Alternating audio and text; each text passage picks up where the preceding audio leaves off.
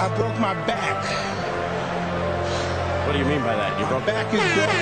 What do you mean, calm it down? It's a fight. Referees telling two fighters who want to fight to calm it down. He should calm down. So he's like a clown in his show, man. He's not your guy. Because Tyson Fury's back, and all you motherfuckers are under attack. Look, Eddie Hearn can say all what he likes. Who gives a shit what Eddie Hearn says? It's garbage. Are you off your tits? Have you been smoking something? Can you let me retire and be happy? Please, just please. Bombs away from the Bronx Bomber. Wanda, let's go, baby. Let's go. I'm through. They put somebody else up and give me an interview. What are you talking about? What are you talking about? You never give me a fair shake. HBO needs to fire you. You don't know shit about boxing. You ain't shit. You not shit. I wish I was 50 years younger and I'd kick your ass. I got dropped, man. Are you kidding? No, you won the fight. OMG, I am so excited. Any of you radio personalities think you want smoke? Call me Mr. Chimney. I want smoke. Yes. What is up, MCR family? Another daily edition of the show live on YouTube, obviously podcast from iTunes, Spotify, radio, etc. I'm Matt, the Hipster Hunter. We've been talking all things boxing, Wilder, Breazeale, breakdown, World Boxing Super Series, complete review, Inoue demolishing Rodriguez, Taylor and Prograis being set up for the final. Should be a fun fight that I know me and Rob are going to have a lot of debate about when it comes time to do that prediction. And plus, little news, tidbits of the day. Obviously, since it is a Wilder, fight weekend, AJ and Wilder is back in the news cycle, so now we have to talk about that, unfortunately. But we will get to that. Call in 323-870-4051. Press 1 to get in the queue. International callers, call us on Skype, Mixed Combat Radio. And, of course, patreon.com/Mixed Combat Radio. $1 a month gets you extra content every week.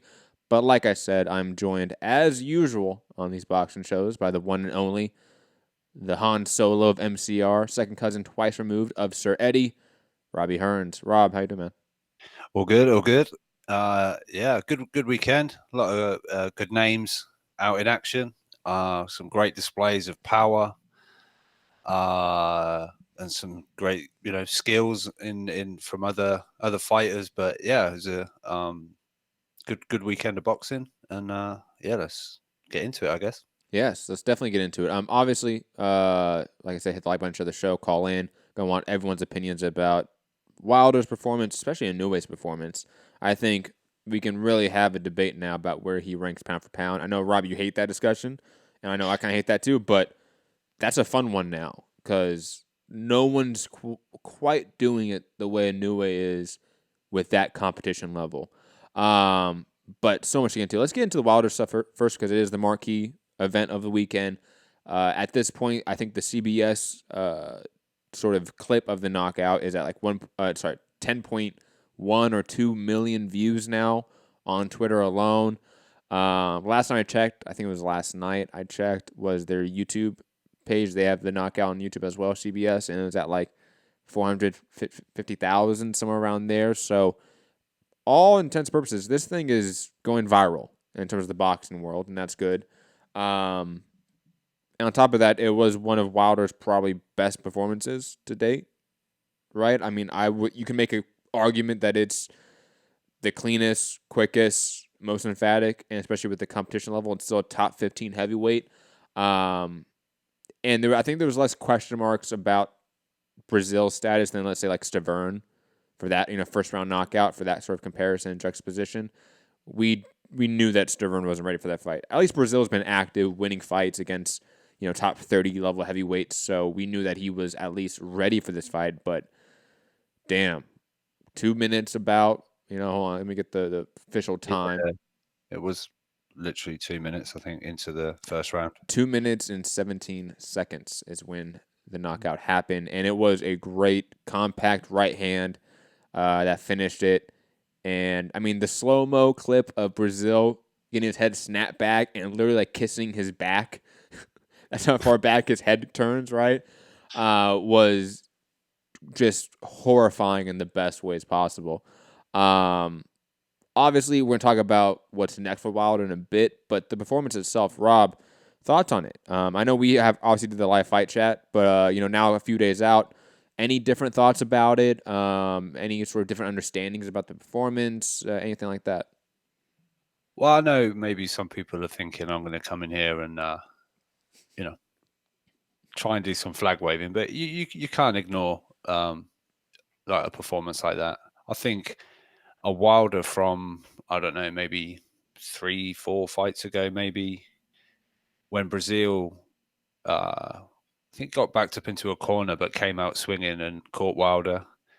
I think we maybe would have seen Wilder go full on Tasmanian Devil craziness and real wide shots, but he kind of reset and then back to a jab, and then the jab leading into the stepping in, kind of jumping in, not jumping in, but like good foot movement to sort of lead with that jab. Not necessarily a jab that was meant to cause any damage, but it messed up, any guard that Breazeale had.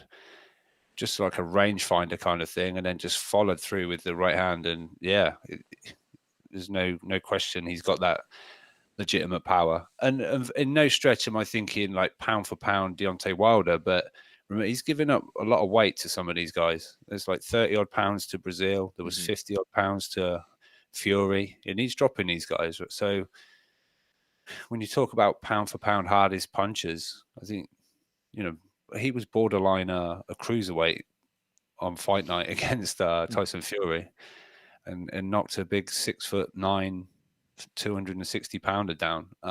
So it's legitimate power, and I think it's, he was saying about going back to basics. I think we saw that. So as much as he's still not, technically fantastic, it's not perfect, or any kind of a boxer's boxer or anything like that. I mean, it's the heavyweights. Not many of them are like, really up on their toes and showing immense boxing skill. The big guys maybe pick their shots, and maybe Joshua's a more rounded fighter.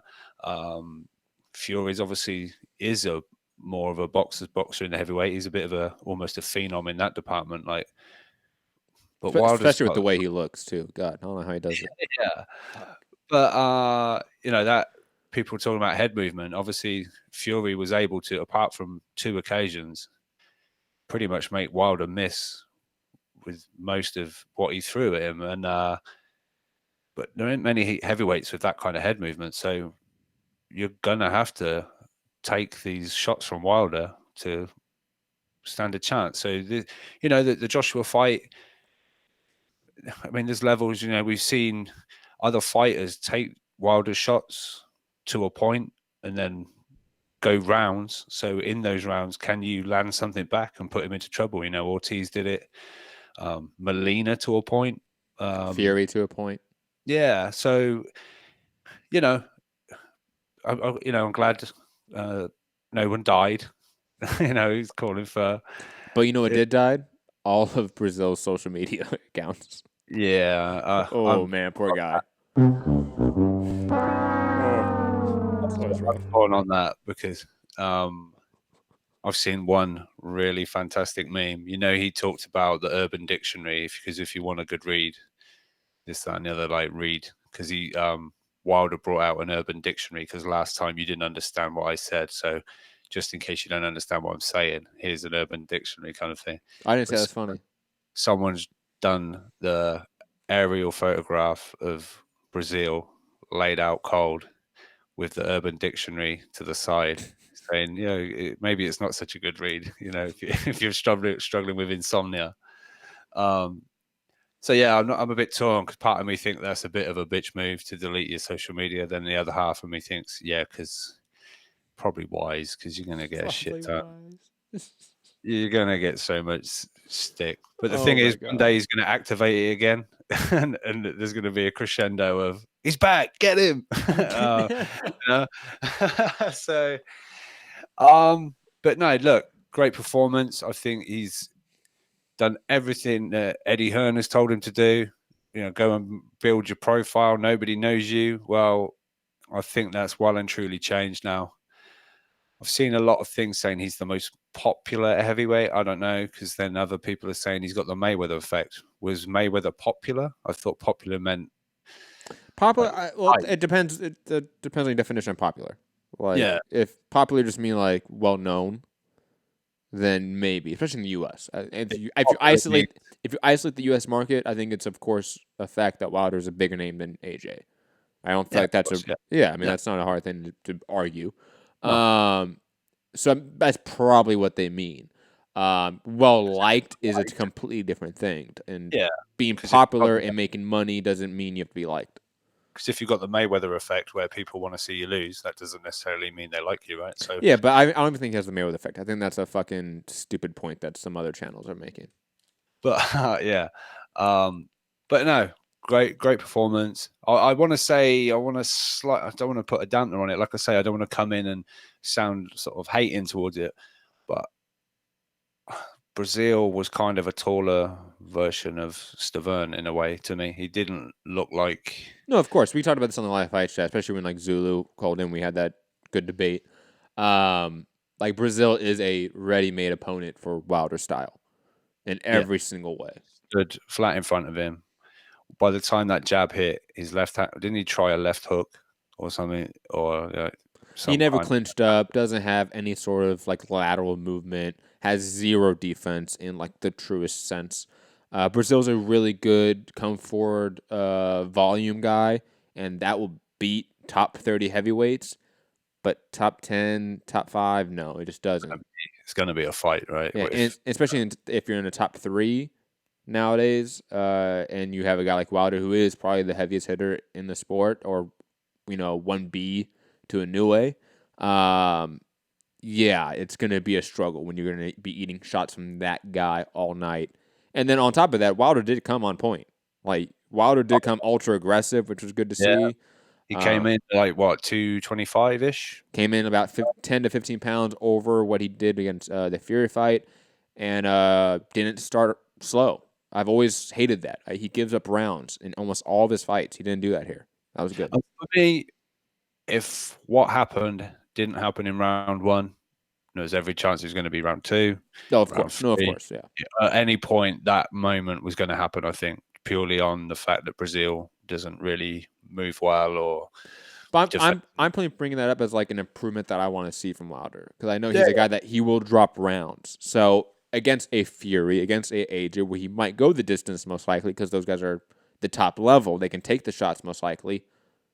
That's a big issue to lose rounds early on because you're not doing anything.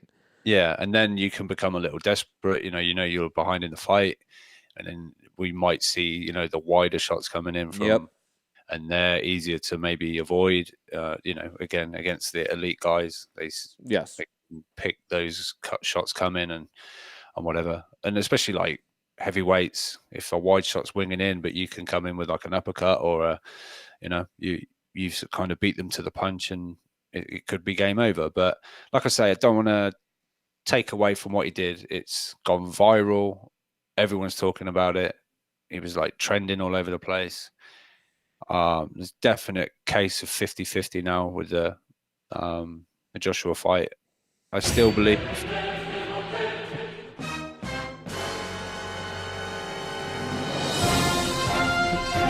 Ladies and gentlemen, you've heard it here first from the Hearns family. Yeah, breaking news. Hearns have admitted. Yeah. No, I see what you did there. No, it's difficult because I still, in some way, believe like Joshua is the A side in the fight. But to get this fight done, I think I was always of the mind that like 60-40 Joshua. But I think Wilder's really making a case for it to be 50-50, and it's potentially more likely to happen now. I think so, yeah. So as much as you want to clown me, I'm right. Well, no, I've said this for a while now. That sorry, I interrupted you. My bad. No, I was just saying, you just obviously didn't expect me to say it. That's all. I didn't expect you to say that. I didn't. That you know what? Podcast. Robbie, there's moments where you surprise me. I will to this day, you surprise me at moments, man. But no, I've thought for a while now that Wilder has done a really excellent job of leveraging his value and improving that value in a really rapid amount of time. And AJ, unfortunately, has sort of stayed the same, if that makes sense. Like, his leverage has not gone up anymore. Like, his value hasn't really changed drastically, while Wilder's has. So the pendulum has been evening out for a while now, due to those two factors. And again, that Fury fight obviously registered in some way to casuals. It did. It may not have the highest pay-per-view buy rate, but in today's market, that's still a good buy rate. So I want to say with that was not off the back of Fury, but Fury getting knocked down, Wilder doing the little dance, blowing the kiss, and then Fury sitting up. As much as that, like, wow, look at Fury. It's rubbed off on Wilder as well, right? Of course. It's now, although, a lot of people tend to think he didn't even win it, but it was a moment in boxing with him involved. So the attention was on him and whatever. But and people forget like how good of a fight that was, especially like round 6 on. That was a great fight. That was a great heavyweight fight. It was 2 tall, athletic heavyweights, and to be honest, we don't see that often anymore, right? Like that's why Klitschko AJ was awesome, because there's 2 big, athletic, talented heavyweights. That doesn't happen on every weekend or even every year. Like, that's a rarity nowadays. So I think for the casuals, because casuals always love heavyweights, I think that is a true thing. That's the X factor of sports. They love the big heavyweights in combat sports and pro wrestling, whatever. That's always appealed to casuals. And to see 2 tall, rangy, athletic guys duke it out for 12 rounds, it worked. And like round 9 especially on. That first knockdown, because every round after that was a shootout between both of them. Fury was hurting him back and forth. That was a great fight. That's a fight of the year contender for casuals. For casuals, maybe, yeah. I don't know. I think there were times. I think there wasn't a great deal of action at times, but what action there was, it was good.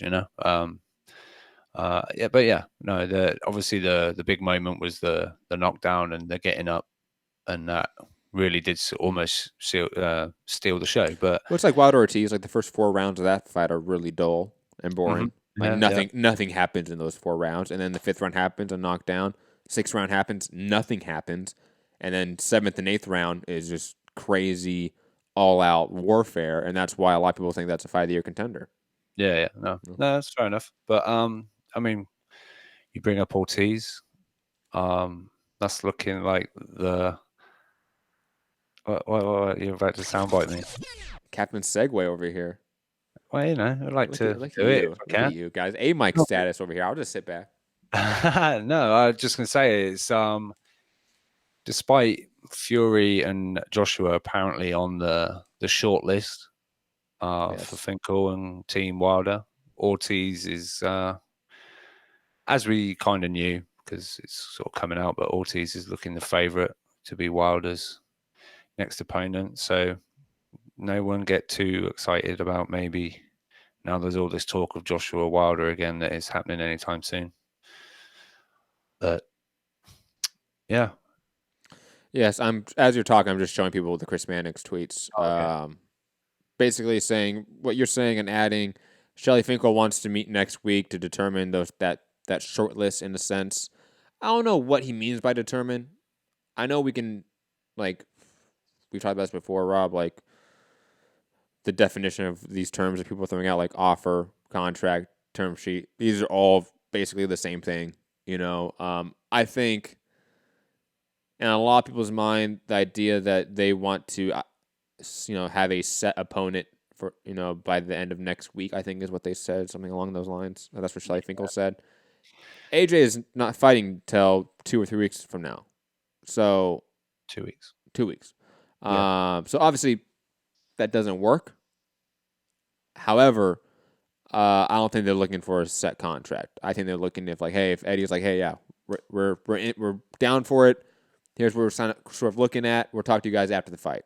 I think that's what they're looking for. I think that's possible. I think it's unlikely at this point. I don't think it's probable. I think we're getting Ortiz, like you say. It just makes the most sense. I think they're going to try to push a little bit more to add some more leverage to their side because Wilder is skyrocketing, like in a way, and AJ is still sort of just being at a steady level, steady course in terms of star power. I mean, the whole turning down of the design thing, as much as it could turn out to be a terrible move, but it could also really pay off because in the meantime, who's Joshua going to fight? It's Ruiz next. Then what? It's Dylan White. I mean, I'm fine with that. To me, that's an absolutely fine fight. There's no problem for me on that in that department. But then there's like the Pulev. But back to my point about the sort of leverage, that pendulum of leverage. That White fight really doesn't do much for AJ, at least in the U.S. market, in terms of adding leverage to his side. Because it should, because I think Dillian White isn't getting, especially that side of the pond, his dues, from like the general boxing public. Because it's been funny to me that this, like I said, the same people that are happy now to see Wilder Ortiz 2 said they don't want Joshua White 2 because we've seen it already. But even isolated from that, because I understand that double standard, and that double standard exists. Like, you're absolutely right. There's a double standard in the U.S. fandom. You're right.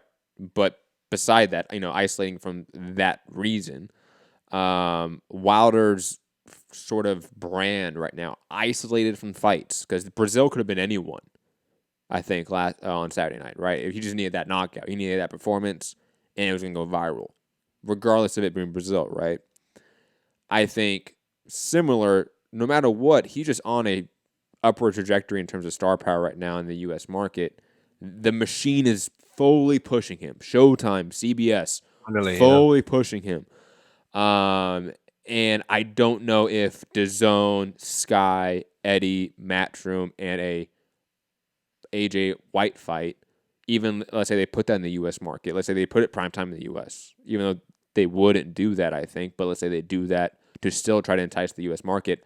I don't know if it translates in the U.S. market. Again, isolating everyone for listening right now, the U.S. market. I'm not talking about the U.K., worldwide, only talking about the U.S. market.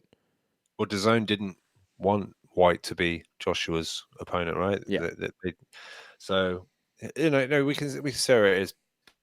But I mean, you talk about Sky very quickly. They've posted the full fight on their YouTube channel, and that's done nearly 1 million views on Sky's YouTube page. Just another little, indication. Which fight?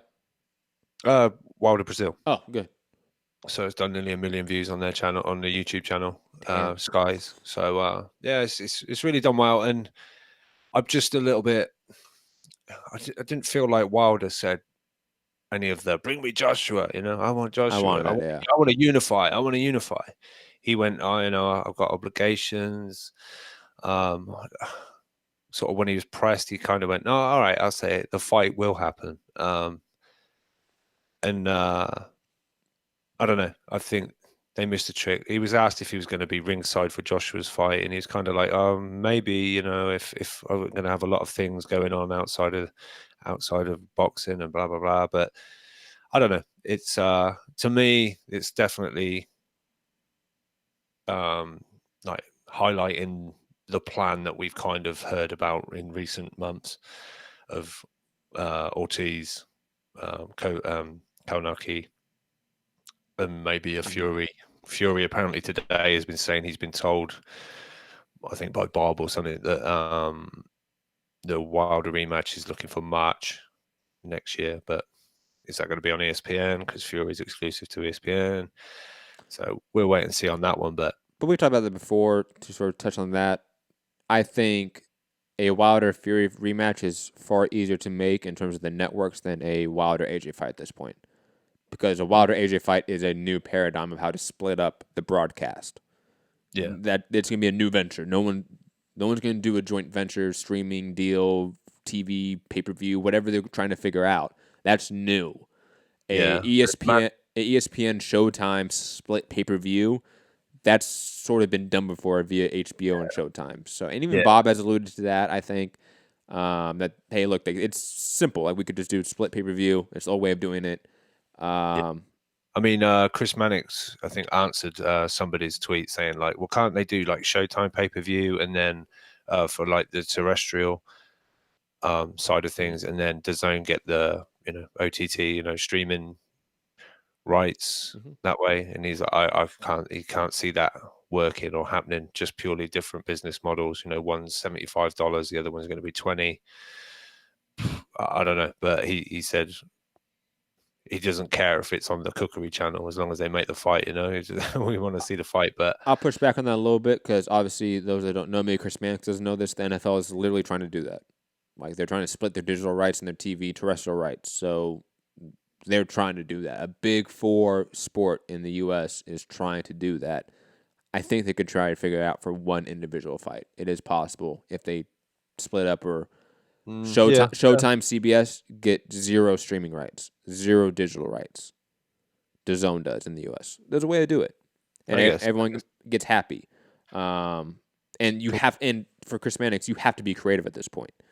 You can't shut down ideas like that because that's a creative idea that needs to be looked at. I even talked to Jose Ramirez's manager. What's his name? Rick. God, I always forget his name.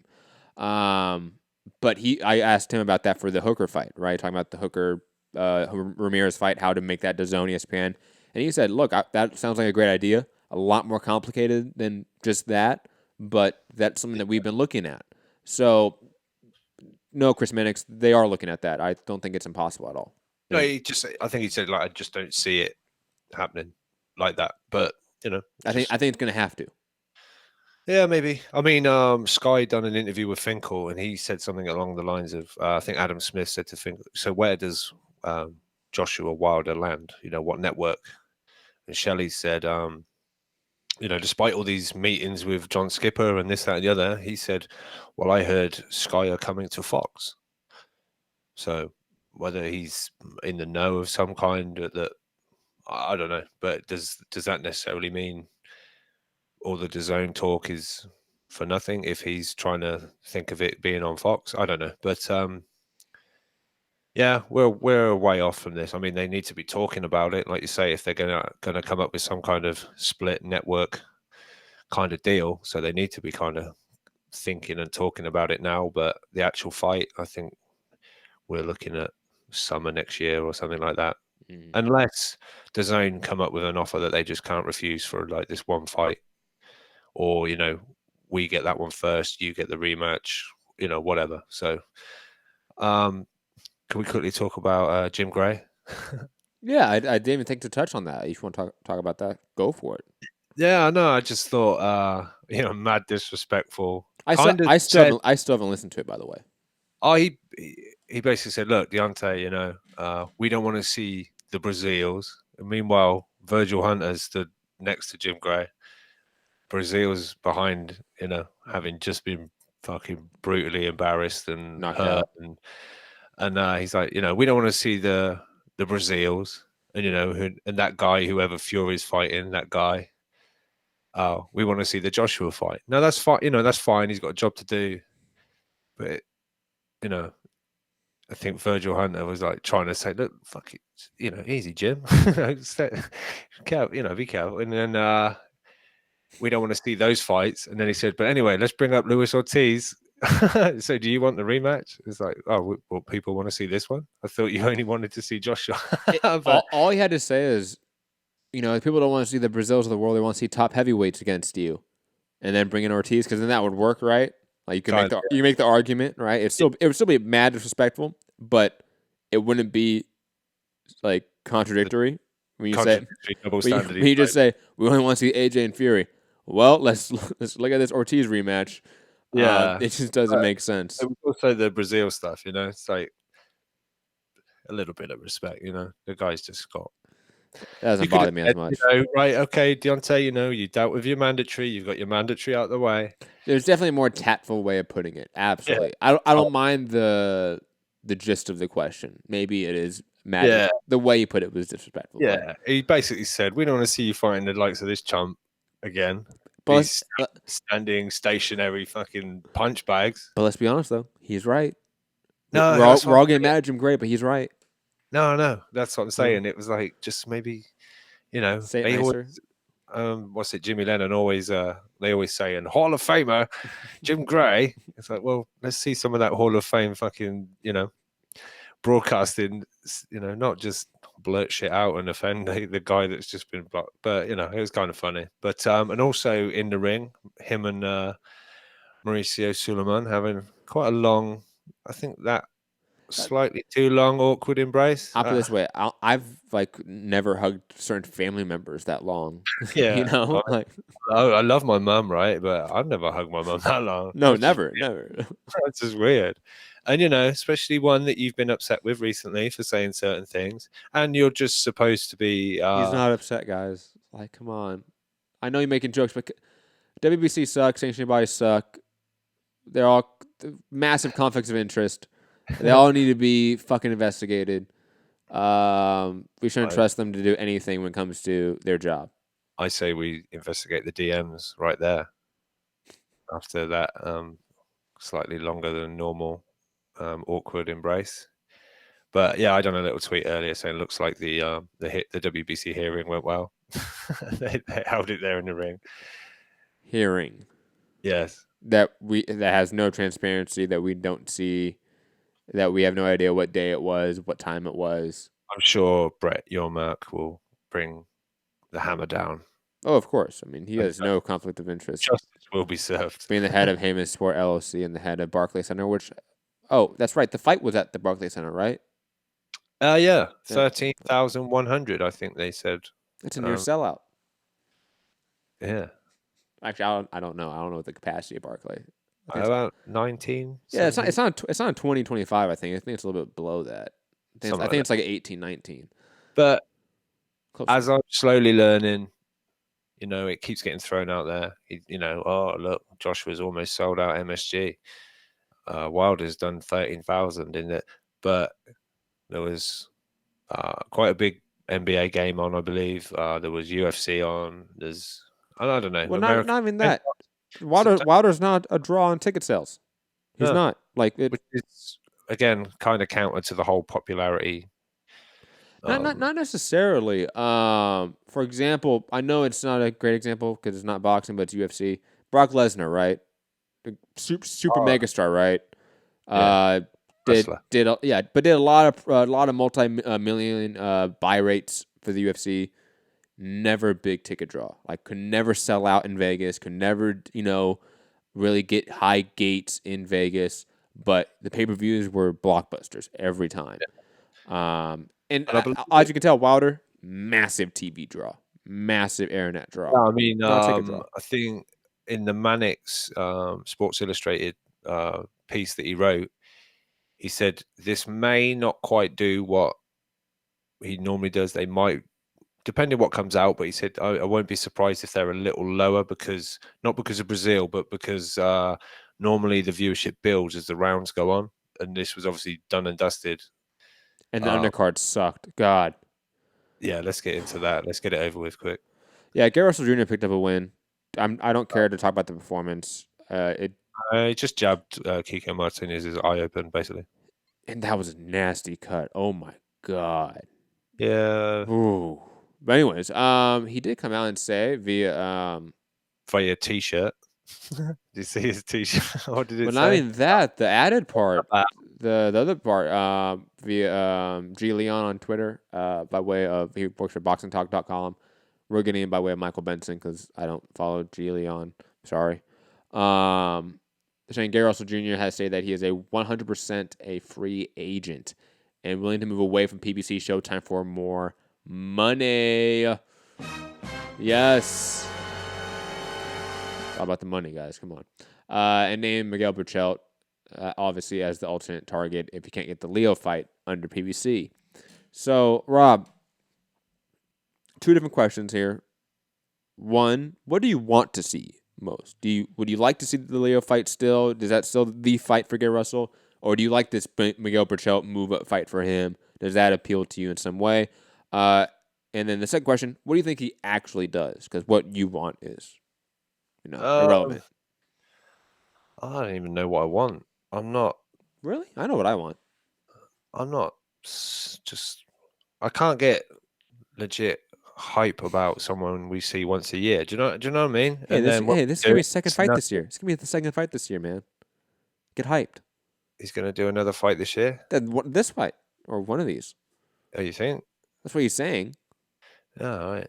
He's probably said it before, but I'm just saying. We see him once a year, and when we do, it's against like fucking Kiko Martinez and people like that. So I'm not really bothered what he does, to be honest with you. Damn, Rob. I'm sure he'll invest his money wisely and be fine. I mean, I must admit, going into this is probably the most sound bites and promotion and stuff that I've seen him do himself. I've not really seen a lot of him, to be honest, purely because it's probably quickly slipped past my radar. Well, he's sort of alluded to the fact that he's been wanting more fights, something like that. Like he's been wanting bigger fights, and something like they haven't been giving it to him. Do you think like he just hasn't been utilized correctly by PBC in a sense? Like, do you think that not that there's been like promotional malpractice, but like has there just been like have they dropped the ball with him and now he's pissed off? Have we perceived him to be a guy that doesn't care about the sport when in fact he was a guy that did care about the sport but just wasn't getting fights and he wasn't getting pushed by his company? You know what I mean? Like is our perception of him completely wrong? Because what he's been saying this last week, what he's saying now post fight, is a guy that seems like he wants to fight, is a guy that seems like he is fed up with who he's been working with. I mean, how old is he? I can look up really fast. I have BoxRec open. Give me a second. I think he's in his 20s. In his 20s? I think so. Oh, no, he's 30. Oh, he's 30? And what, like featherweight-ish? Yeah, featherweight, right? Yeah, featherweight. I mean, he's got a few years left, right? So maybe he's thinking time to make hay while the sun, or whatever the fucking saying is, while the sun's out and I'm mopping what you're spilling. Don't worry. Yeah. So maybe it's something along those lines. Time to get a bit more active. He's got a lot of fighting brothers that need looking after and helping out and mouths to feed. I don't know. I'm sure he's a family man. He's probably got a few children. Let's make some money while before the end. I don't know, but which do I want? Do I want to see Tank Davis fighting another guy coming up from 126? I didn't say Tank Davis. No, I'm just saying, do I want to see that? Because he said he's going to go with Breazeale to then unify with Tank, right? But time out. If he goes and fights Breazeale at 130 and beats Breazeale, we can't then use that criticism against that fight against Davis. No, I guess not. But because he would beat Breazeale, who's a top 3 guy in the division. A lot of people pick him to be the number 1 guy in the division. I mean, if people have seen Tevin Farmer's tweet, he might need to step up about 5 divisions to fight Tank. He's looking like a middleweight right now. Fucking hell. Hang out with AB too much. But yeah, I mean, I guess go and unify in your own division and then look to if you can get the Santa Cruz fight. But I don't know. It's strange. He's once a year. Is it Al's fault? Is it Gary Russell's fault? I guess we've always believed he just makes his money and fucks off for a year and invests it, lives life with the family, and he's all about the money. But has he, behind closed doors, really been screaming out for fights and wanting to be more active? I mean, there's been little rumblings that he's talked about the zone, where I'm guessing they won't want him out once a year. The zone fighters seem to be pretty active and turn around pretty quickly. So maybe he just wants to make more of that money. So maybe we will see him do the unthinkable and leave Al Heyman behind. I would love to see the Gary Russell fight. The Gary Russell Leo fight. I think that makes the most sense in the world. Just the same divisions, unification. It's been there forever. And I think the winner of that fight is the clear number 1 guy in the division. And the second guy would be Josh Warrington. Like, that would be the clear 1 and 2 in the division in my mind. And then that would be the next fight I would want, is the winner of a Gary Russell fight then versus Josh Warrington, who's just been on you guys can go and unify, and then the ESPN guys can go and unify. Yeah. Is it Valdez? And Yep. Warrington over that side. So, Yeah. keep on your own side of the street for now, and then Because there's still good fights. There's still great fights within their own side of the street. So you can do that. Have sort of your mini tournaments, and then have the winners face each other at some point. I think that's completely possible. Plus, with this division, you're not looking at, let's say, like a Leo Santa Cruz or a Gary Russell versus Warrington fight as pay-per-view. You know what I mean? Like there aren't there aren't the holdups for it like a Crawford Spence fight, like certain other fights. So it's pretty obvious how that division, if they really push for it, if these fighters really push for it, they could really start fighting everyone within the top 15, and those are great fights. That's a deep, talented division. Great prospect on the rise too. But digressing, totally off-topic point because we haven't really. It's not on the topic list, Rob. But I want to address it because it's been out there, and it's worth addressing. Is the rumors of this whole PBC sale? Steve Kim, Rick Glaser are the ones that have started this rumor. Rick Glaser, to me, is a charlatan. He's a complete grifter. He's a complete waste of space. I think he is a parasite in this community, in this industry. So his opinions are completely invalid in my mind. Was this Glazer or Kim that he's... Glazer. I haven't got to Kim yet. All right. And also, like, Glazer's been caught lying, sort of plagiarizing his work numerous times. Like, he's a grifter in every sense of the word. He's DJ Vlad for all of our hip-hop fans out there. Like, he is a complete parasite on this sport. I don't value him at all. At all. He should be ostracized by the community. Steve Kim, however, I may find him despicable. I might find him repulsive. However, he is at least a journalist who works for a reputable website, which is ESPN. So even though I have my obvious criticisms of him as a person, him as a journalist, he is still a journalist that works for a major website. So if he is saying this rumor is being whispered out there, I'm not going to say there's credence to it, but that means there are whispers out there. I believe there has been for not some time, but it's been going around, right? But that's the thing. Like, the person who started this way back in the day was Rick Glaser. Like, Rick Glaser is the one that originally started the PBC sale back in, like, 2016. And that was found out to be a fucking fake lie. Like, that was fake news. So, Breazeale with Dan Ambrose is the worst. He's another one. God. I used to work for that guy, too. Fuck. But again, I don't know how credible this story is. I want more information to come out. But I haven't even told people what the story is. The story is that the UFC's owners, William Morris Endeavor, basically the Hollywood talent agency by Ari Emanuel, is in talks to buy out Waddell and Reed's ownership of PBC. I think is the exact story or the exact rumor. But again, I want some more credible reporting to come from it. I want, again, more than just some guy on a podcast saying, yeah, I've heard some whispers about it. That's not enough, especially in the journalism world. Like, for those who don't understand, like, that's not enough. Like, if you want to report a story, like a legit story, you need multiple sources from multiple sides to confirm that. And even if they are anonymous sources, you need multiple sources from multiple sides. For example, we have a fight announcement. I need a source in fighter A camp and a fighter B camp saying the same thing. I can run the story then. I haven't seen that yet. I haven't seen a reporter come out and say, I have a source in Waddell and Reed or PBC and WME, and they're telling me the same thing. I haven't heard that yet. I haven't seen that yet. But it is interesting. It would be fascinating if it were to happen, but it just seems out of the blue. And also, these are two characters in the sport that have started from the very beginning to try to demonize PBC, try to delegitimize it, especially Steve Kim, especially Rick Glaser. So I'm not trusting this report just yet. Just not. No, I mean, look, I think the Boxing Esquire guy is... Yes, Kurt Emhoff. Great guy. he's probing into the story as much as he can. He just did a podcast today with John Nash over from Bloody Elbow. Great reporter for both boxing and MMA for the terms of like the business legal side of it. If you don't follow him, do it. But they just put out a podcast. I haven't watched it or listened to it yet, but I probably will at some point because I really like what Kurt says about the sport.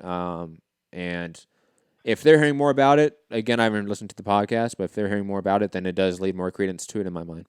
Yeah, for sure. But yeah, we'll wait on that. I think that like say Rick Glazer or whatever, he said something along that that they've been running at a loss, and I believe to pay Wilder, the rumors out there that Waddell and Reed invested some more money to be able to keep hold of Wilder, or to fulfill what maybe the Zone were offering, because there's reports that he made 20 for this fight, 20 million, which was going to be, the same as the Zone offer for the Breazeale fight when it was the 4-fight deal or whatever it was. They were going to give him 20 for the Breazeale fight. So, yeah, interesting, but let's, see that there's a bit more, meat behind these rumors, that there's something actually concrete there, but I'm sure it'll be kept, as close to under wraps as possible, until the people that need to know kind of thing. So, yep. Yeah, we'll see. Yeah, and the timing of it's weird. I think the timing of this reporting is odd. And again, it's started from Rick Glazer. So, for everyone that has always put in the chat, hey, Rick Glazer says X, Y, and Z, stop. Yeah, well, I sent it you, and I was like, you literally put, he's a fucking worthless piece of shit or something like that. And I went, all right, my bad. I had no clue. I didn't really know the guy. Yeah, I mean, he's... I wish I have the knowledge on point, like to go, this is X, Y, and Z, what he said in the past that he makes him a grifter. But I remember back in the like Mayweather era, he would constantly say like false stories. And obviously when PBC first started, he was one of the main guys that was out there saying it's a Ponzi scheme, all this stuff. Like he was the one campaigning for the lawsuits against PBC. And so grain of salt, let's be honest. But let's talk about a card that we don't have to drill with any of that bad drama of the sport, politics of the sport. World Boxing Super Series. Again, one of, even though it's slightly dysfunctional, slightly run by alleged coked out promoter. Have to add to that part. Sorry, alleged. I'm amazing. You thought I was fucking blazing. Come on. They still put on some of the better fights that we've seen in the last 2 years, right, Rob? Like it's still this tournament to me is for us hardcores, I love it. I think it is a godsend. It gives us great fights, gives us unifications. Inoue versus Rodriguez. We can start with that one first if you want. God damn. Inoue, I don't know how good he is because he is so good. He's one of those guys, it's too easy for him. He's out there putting out champions like they're nobody. And he did this forever. He did this to Navarez way back in the day as well. Put him out in 2 rounds. According to certain people, Emmanuel Rodriguez was a nobody. Who the fuck is that guy kind of moment? But, that's beside the point. I think people just don't follow the low weight classes. I think Rodriguez, was he as good as Burnett, Tete, Donaire? No, not on paper. But he was still a top 5, 10 guy in the division. Still a champion. Still had a great knockout ratio. Still undefeated. They go without saying that this is a great win. So, yeah, you may not know him. Sorry, but you should know him. But Inoue, dispatching him the way he did, that to me is always what it comes down to when it comes to pound for pound talk, or when I look at prospects and which one I really am amazed by. It's the way they take out opponents, how easy they make it look, how effortless it is, how sublime their boxing ability is. And I think Inoue sort of checks all those boxes off. I get really strong Earl Spence vibes from him, Anthony Joshua vibes from him. The guy is just flawless. He does everything right. He's always in position to land his shots. On top of that, he is a pound for pound one of the greatest hitters we've ever seen. Like you, especially in the low weight classes.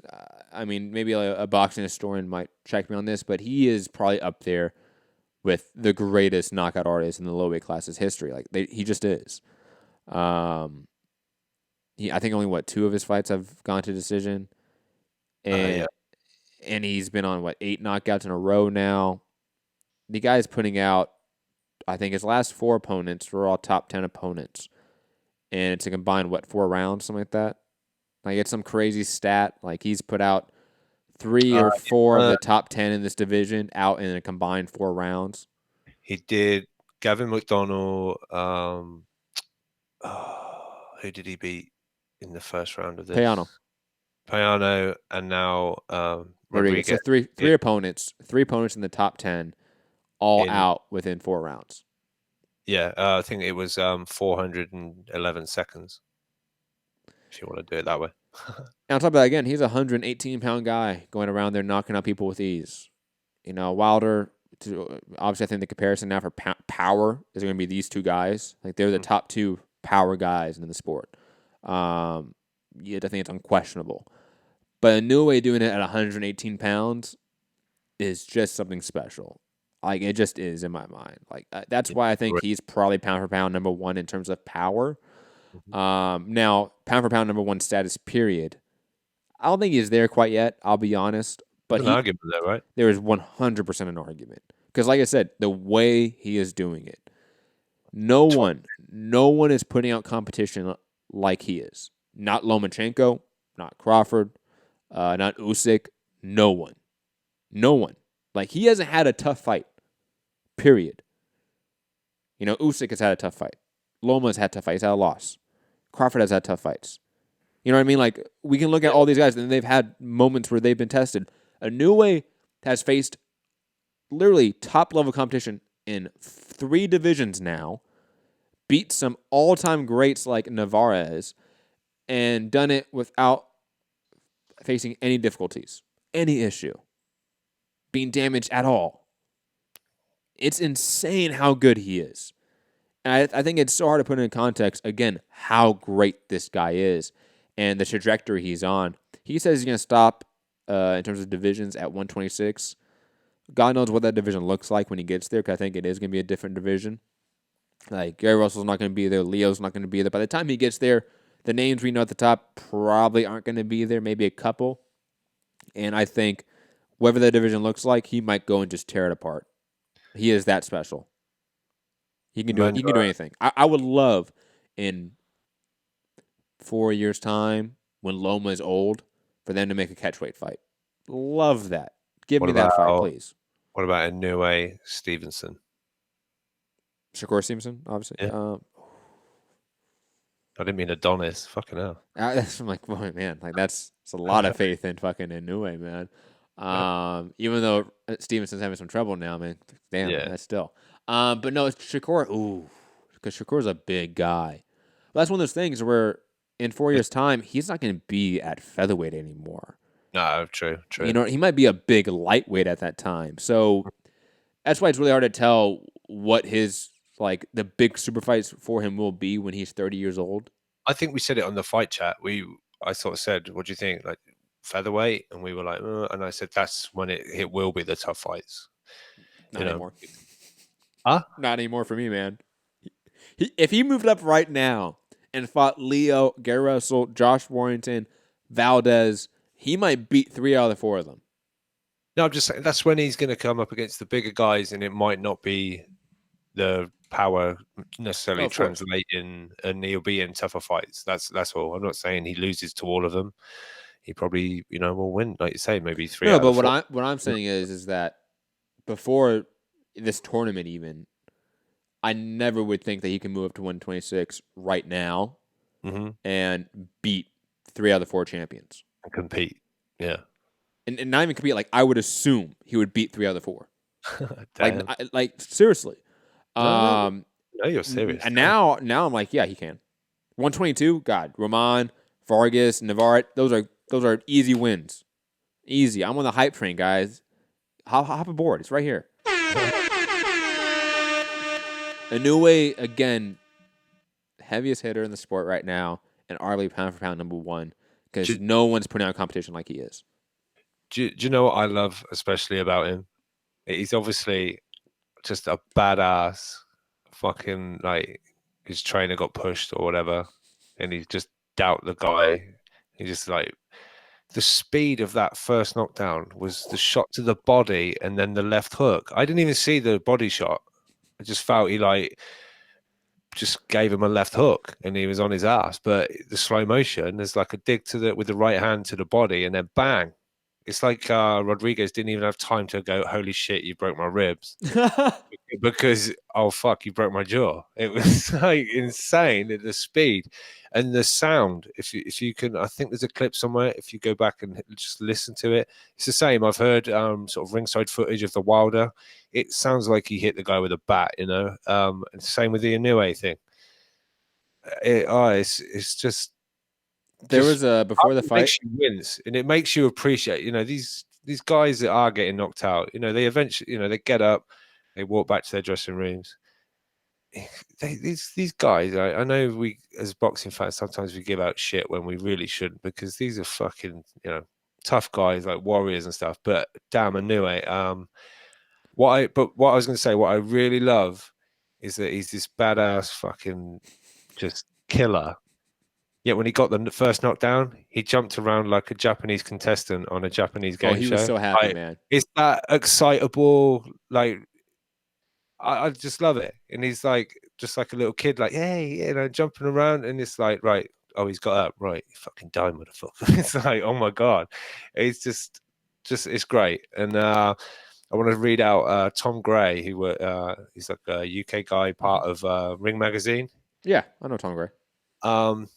Obviously, Inoue fought before Josh Taylor, but obviously off the back of their guy doing the business, the Japanese fans were then singing "There's Only One Josh Taylor" throughout the Taylor fight. A bunch of Japanese, you know, doing the cool. I guess the touristy, you know, we'll ride with the hometown boy.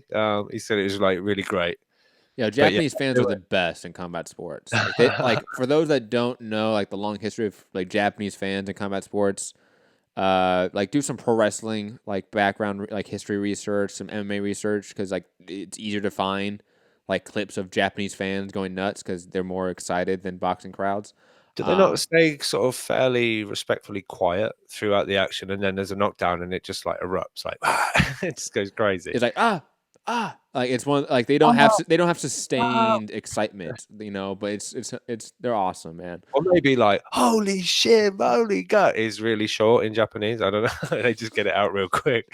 God damn, it's like I don't know. I was not going to do it. Yeah, but, good idea. But yeah, legit. Inoue is. If some didn't know him before, I hope people are. I think Michael Benson put out in case you haven't seen Inoue before, his basically a knockout highlight reel package, and then obviously with it being on Sky, maybe he got a few more eyes on him, and people talking about Inoue because I think he's here to stay for quite some time. He's only 26, just recently turned 26, so. Oh my god, it's scary, and he jumped a division as well. He didn't even I can't remember what one it was, but he's a 3-weight world champion, having missed out another division before that or something. So crazy. He's insane. It looks like some of the people in the chat are pretty triggered by me saying that Inoue hits harder than Wilder. Call in. Skype, Mixed Comment Radio, 323-870-4051. I'm ready to debate. Yes. But let's first talk. It's all right. Zulu put facts. I don't know if that is anything to do with what you said, but I'm going to roll with it and say Zulu's agreeing with you. Zulu's not agreeing with me. I know. Zulu is not agreeing with me.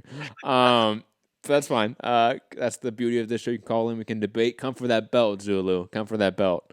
Because you lost last time by like a 10-8 round, bro. Like you definitely need to come back from that. But let's talk about the main event. Because I mean, for obvious sake, Donaire's next for Inoue. Do either of us think that Donaire's really gonna put up a stiff test for him at all? I saw one tweet says, "Is it me? Is it just me, or is Inoue, Donaire going to be way more competitive than Taylor, Prograis? And someone put, I agree. I can't remember who it was, but it's someone fairly. Jack Donovan put out like, is it just me or do I think what do you say? Was it Inoue Donaire's gonna be more competitive than Taylor Prograis? And I'm like, yes, you're the only one. You're fucking crazy. Like, who was it agreed with him? And then I replied, I don't. it was one of the biggest. I think it was like Cop or IDEC. No, what was it? Mannix? No, it wasn't one of any of those three. But anyway, I was like, no, Taylor and Prograis is going to be a hell of a fight, and I think Donaire's career is over. Maybe not over, but I mean, I don't think he wins that fight. I think Donaire can still compete in certain aspects. You know, he can do the old man route. There's definitely a lane for old guy veterans in boxing, especially if you move back to 122. That's not. Let's be honest. This renaissance for Donaire is based off the back of losing to Frampton. He's faced Ryan Burnett for 3 rounds until or whatever it was until Ryan Burnett's back. He looked good in that fight though. Yeah, he looked good in 3 rounds. And then Tete pulled out and got some dude that looked the part but wasn't. And then now he's got to beat Inoue. All right. I didn't say he's going to beat Inoue. I'm just saying there is still a complete career for Donaire still if he wants as an old man veteran, especially if he goes back to 122. Like I said, behind the microphone, I think. No. I think at 122 he can still put on good fights. Yeah, no, I'm sure he could beat Dogbe. He could beat Dogbe. Come on. No. God damn Dogbe. Why do you fucking disappoint me? But anyways, there goes that one hype train. So pissed off, man. God damn. I think you're safe with the Inoue one though, bro. You're right. Yeah, and plus, I mean, no, Dogbe. I was really hyped for Dogbe, man. Like in Dongo, I always knew what he was, but that was like my first big hype train, right? But Dogbe, I got carried away. I got really carried away. Oh my god. Anyways, digressing. Prograis Taylor. Taylor Baranchyk. Let's talk about Taylor Baranchyk first. This was a really fun back and forth tactical fight. I don't think it's gonna be fight of the year contender, but this was a really fun fight. I think Baranchyk showed that he is elite in this division. Like I expected Taylor to have a easier time in this fight, and I think that's in large part to me underrating Baranchyk, to be honest. And so I just want to put that out there. Like, sorry, Baranchyk team, my bad. I thought you were trash. You're not. And Taylor, I think he definitely did struggle with that aggression of Baranchyk, especially in parts. Whenever he was able to really establish a jab or just be the one firing first. That was really the determining factor of this fight. Who was firing first and who was firing first more often. Because whoever wasn't was shelling up. Whether it was Taylor, whether it was Baranchyk, they were both shelling up at times. I didn't like that. But again, fun fight, really good tactical fight. I think Baranchyk just didn't do enough at times, couldn't get on the inside enough times. And Taylor, to his credit, had some grit. Like, he never got hurt, never really got pushed around by Baranchyk that much. His body got absolutely fucking destroyed in it, and he never seemed to show any maybe the once durability. He dropped an elbow to say like, yeah, that one kind of smarted, but Baranchyk absolutely hammered Taylor's body, and he just kept going. Yeah, the durability factor of both guys honestly was on display. That was good to see. Good performance from Taylor, really good performance from Baranchyk, mainly due to, again, me really underrating Baranchyk. Rob, your thoughts individually about the performance before we get into the Prograis fight? Well, I've watched it back. I had it tighter watching it live with you but I've watched it back and I do see it a little bit wider now. I think Taylor was the more effective, the cleaner work. I thought he was effective in defense. He was I don't know, I just looking at it again, I appreciated the performance a lot more. And yeah, I underestimated Baranchyk to a point. I felt he was going to be tough. He seemed to go proper, what we expect Wilder. When we talk about the windmill, there was times he was really falling over, swinging wild, man. I mean, it would have been interesting to see if one of those did land, just how tough Josh Taylor is, because he was proper trying to swing for the home run. But yeah, I thought a real sort of classy performance. And it's hard sometimes to look real good against a guy who is proper in your face, coming at you for 12 rounds. So there were times, Taylor looked a little, like you say, sort of shelling up, and but I felt he came through it, worked his own angles, worked his own thing. And at times, Taylor wants to be in the pocket exchanging. And I'm sure Shane McGuigan's like, get out, use your size, use your reach. But he wants to tear up, I think he wants to be in that pocket and go, right, let's see, let's go. He's crazy Scotsman, right? So And he actually does really good work there too, I would say. he does, I think. Yeah. But like I say, his body was getting absolutely peppered. Whether he, secret. I mean, he's put an Instagram post out today. He's chilling on a beach in Ibiza with a can of cider. It's definite Scotsman on display out in Ibiza right now. A can of cider on the go. But yeah, no, great performance. Glad he was on Sky. Got that more. Bit more exposure, perhaps, to the boxing community. I know he's been on like terrestrial TV, but I don't know. It's been, with Sky behind it and pushing, and the social media of Sky and everything like that, really pushing it out there. And Matchroom of sort of, and Eddie's been, tune in to Josh Taylor, this, that, and the other. So that obviously gives a real big push. But yeah, obviously we had Prograis get in the ring. They seem to have quite a bit of respect for each other. When Prograis got in the ring, they've also done something backstage with a World Boxing Super Series sort of banner behind them. It was, I guess, for media further down the line that they'll use the face off. Prograis had a kilt on and the Versace shoes. I saw that. That was nice. That was good. Yeah. Taylor gave him a little stick for it. Said, like, "What the fuck are those?" Sort of thing. And he's like, "They're Versace." And there's a little bit of, I think, Prograis, like, what the fuck's he saying? Like, not quite getting it. Like, but, there's a lot of English people that can vouch for how Prograis felt in that moment. Oh, yeah. Plus, I mean, Scottish accents, man. Whew. Sometimes they can be tough. Can be. Prograis Taylor, I cannot wait for that fight. I think everyone that listens to the show knows where, respectively, we are. I'm Team Prograis, you're Team Taylor. Cannot wait for that prediction show. That should be a good one.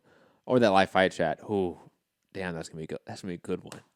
Cannot wait. Rob, is that one if it's in the U.S., like if they put it in the New Orleans area, or they put it somewhere, in the U.S., will you stay up and do live fight chat? Yeah. Okay. For sure. You heard it here, guys. Forward to another UK unified champion. I've seen little rumors. I think Steve Kim might have said, but he's heard that Vegas is being muted for this. I know, and I don't see why New Orleans should get it. Why would it be in his hometown? That's his hometown, right? Progress. In the sort of New Orleans area. I think, in kind of fairness, it should be on the East Coast somewhere. So, like, UK fans haven't got the big travel, and US could obviously get there. I've said this time and time again. Do not overextend yourself. Put in the small theater at MSG. Make it a high price, high classy event. You can get probably maybe 1,000 UK fans over tops. And the other 2,000 or 3,000 people in that arena can be U.S. fans, and it's, again, a high price tag, high classy event. You have Hollywood connections with the Peterberg management company. Bring in some Hollywood talent or people to at least be there, to sort of give it that shine. And again, small theater, so it's 4,000, 5,000 tops. I think keep it small, but it's New York City. It's the small theater. It's still MSG, and like you say, it is sort of neutral ground in some fashion. Where is it that Jacobs had that fight? Is it Nassau? Yeah, but that's kind of a big one. That's like a 20,000 seater, I believe. Oh, it's 20? I think so. Oh, right. Okay. I could be wrong about that, but I think that's a decent size stadium. I feel like you want to make it a bit bigger than like 5 or 6. You do, but I don't think you're going to travel. But here's the thing: it's going to be a 8 to 10,000 attendance at big MSG. It's not going to do great numbers. Like, it's just not. Prograis isn't a ticket draw at all. Taylor isn't even in his own country. Like, come on, let's be honest here. Like, if Callum Smith isn't a draw, Josh Taylor isn't a draw. Like, these aren't stars in any respective term on either country, either coast, wherever. I just think you keep the expectations small. I think you do, and that way you still get a full out theater. A full theater of 5,000 people is better than a half empty theater of 10,000, in my opinion. Yeah, we'll see where it lands, but yeah, it's going to be a great fight. And contrary to Jake Donovan or whatever his name is, this is the way more competitive fight, in my opinion. Absolutely. I think the betting odds open. They've got Prograis as a what was it, like a -120, and Taylor's like a +120, something like that. So, and that will close up. That will nearer the fight. I'm sure it'll be virtually a 50-50 pick'em kind of fight.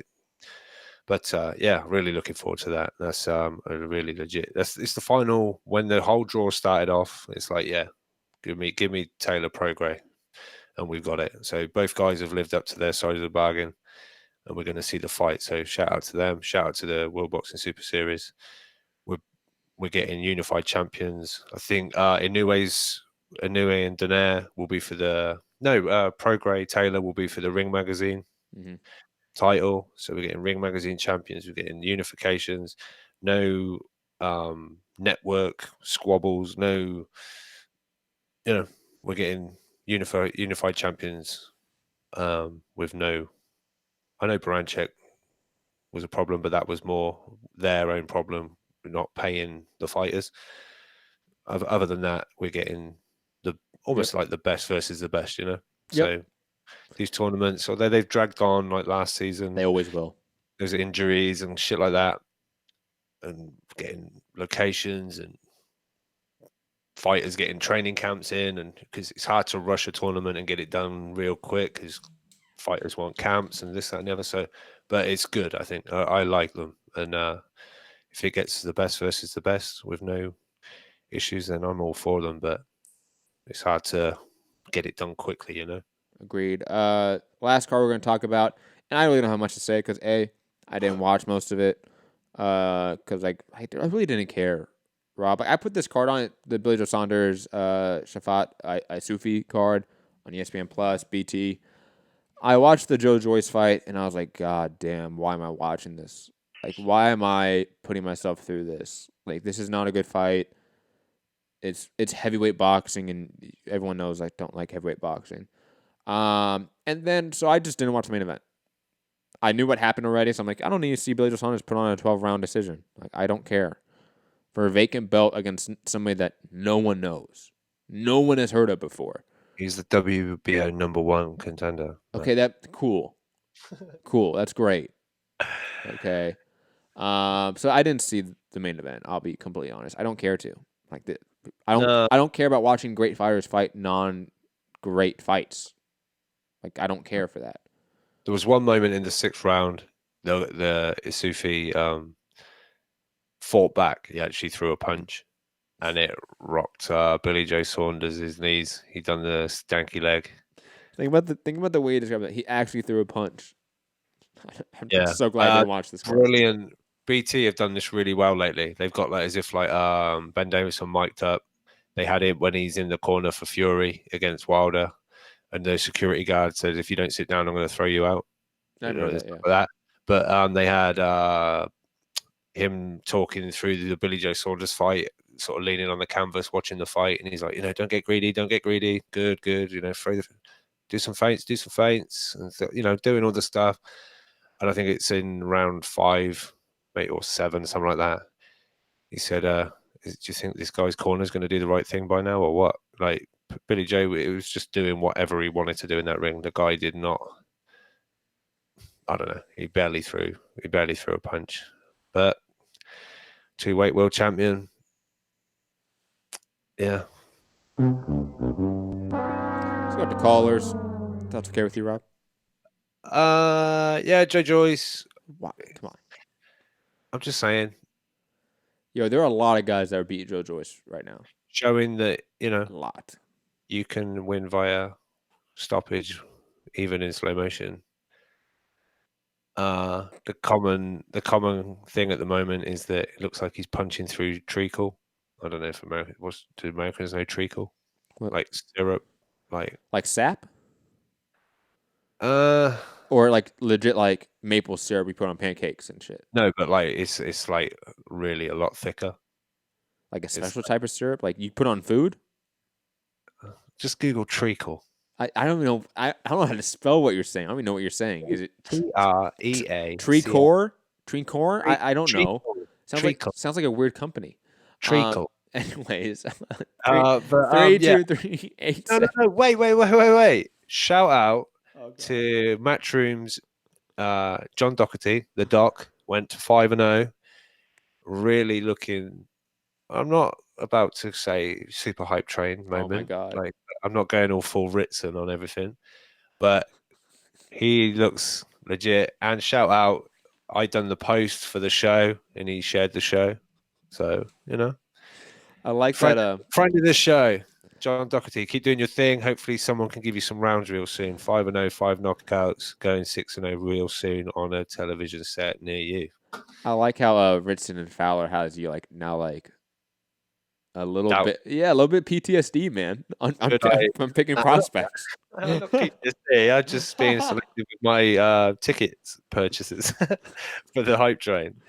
But yes. Anyways, guys, 323-870-4051. Number right there below on the screen. Call in on Skype, Mixed Combat Radio. Going out to Gary in Dallas first because he's been on the line for like an hour. Sorry, Zulu. You're gonna get that smoke in a bit. Gary. Plus, I need a warm up round. So, Gary, what up? I called it and hit one almost as soon as the show started because I wanted to beat Santiago to it, and he's not even on the line. No, he's not on the line, man. Damn. Well, good things happen when you show up on time, right, Rob? That is true. Yeah, I was here. Matt wanted to go at 3 p.m. 11 a.m. 11 p.m. my time. I said 10:30 because he was like, send topics. I'm thinking there's a show at 10, all ready to rock and roll. And then I'm like, hello, anybody? And he suddenly pops up 3 p.m. Pacific time. I'm like 2:30. All right. Hang on, let me read it verbatim. Oh my god. No, for those who don't know, my kid has the flu right now, so it's been a little bit hectic at my house.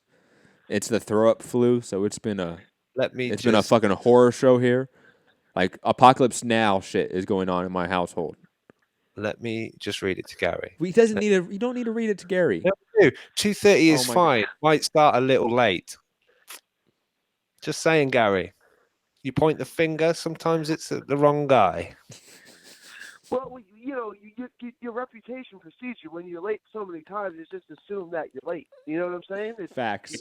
You have a way to get back your reputation. That's all we're saying, Rams. You got to work hard. You're just so triggered to shit on Keith Thurman that you're early. That's all it is. I'm not late. You're early. All right. First and second, I just Googled what treacle. Yeah. That looks like treacle matter. What do you people eat over there? You don't necessarily eat it. Pudding. Yeah. It's not something that's used a lot. I would say a few households in the UK have had a tin of treacle in their cupboard for probably. Is it like molasses? What is it? Like I'm so confused about what the fuck this shit is. Yeah, it looks like a really, really thick molasses. Like Okay. It looks like sugar, like syrup with like more sugar, brown sugar put in. It's kind of is that about what it is? Yeah, that's about right. Like if you try to spread that shit, you know what? This is exactly what the people come to listen to, guys. So this is what people own. This is exactly the content that people love that make them go to patreon.com/Mixed Combat Radio for as low as $1 a month to give you guys extra content. It's this type of content. Let me just check those thumbs up real quick. No, they haven't done anything. But now do you understand the analogy of Joe Joyce looks like he's punching through treacle? You could just say molasses. I didn't know what frickin' molasses was. It's like you don't know what treacle was. You don't know what molasses is? oil. I thought he was like a fucking Ethiopian runner or something. Didn't he No. win a gold medal? No, it's not the Ethiopian runner. Anyway. Gary, The analogy makes Gary, sense. boxing, You know, boxing, anything boxing, please. Yeah, boxing. First, of all, I wanted to say, Matt. Yeah, you're right about the not the bantamweight, the junior welterweight tournament, the finals. The theater at Madison Square Garden would be great. That's where Amir Khan made his American debut. That's when I lived in New York. So that was probably like 2009, 2010, something like that. And that was a great atmosphere. There was a bunch of people from the UK there.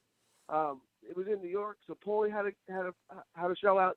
That was a great place to have that fight. I think that would be because Rob would know. I mean, Josh Taylor isn't bigger in the UK than Amir Khan was back then, was he? Oh no. Taylor won like Commonwealth medal, but Amir Khan at 17 had won an Olympic silver medal, so a whole bunch of people knew Amir Khan at that point.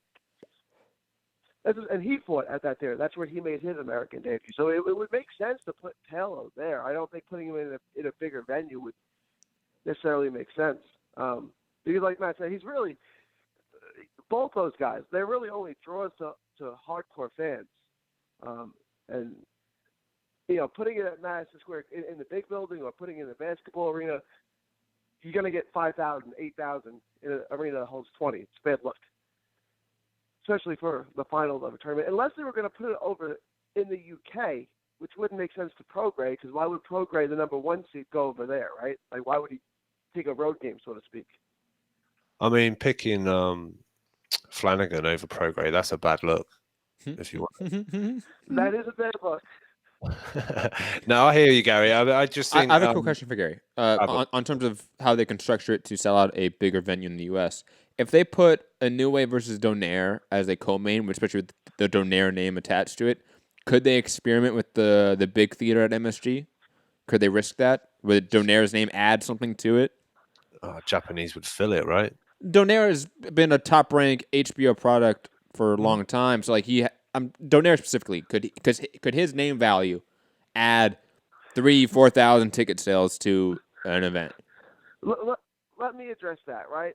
So Donaire, in his prime, Donaire that was icing people, a pound for pound Donaire, fought Rigondeaux in New York City at the Radio Studio Music Hall, which is smaller than the Garden, the theater, right? So if at his prime they thought he could only sell a couple thousand tickets, do you think he can? I mean, maybe. No, good point. No, like you're probably right then. Yeah. I'm just playing devil's advocate. Although I knew he does. I mean, I'm with you on Inoue, but I want to back down from the featherweights. Like, let's not go crazy right now. I think he's the best fighter in the world, but I don't think that sells any tickets. Like, if you put Inoue and Donaire in the card, I don't think Inoue sells any tickets for that. Well, yeah, I didn't say Inoue. Are they looking to put him on the same card again? Both No. cards? No. Yeah, his own event.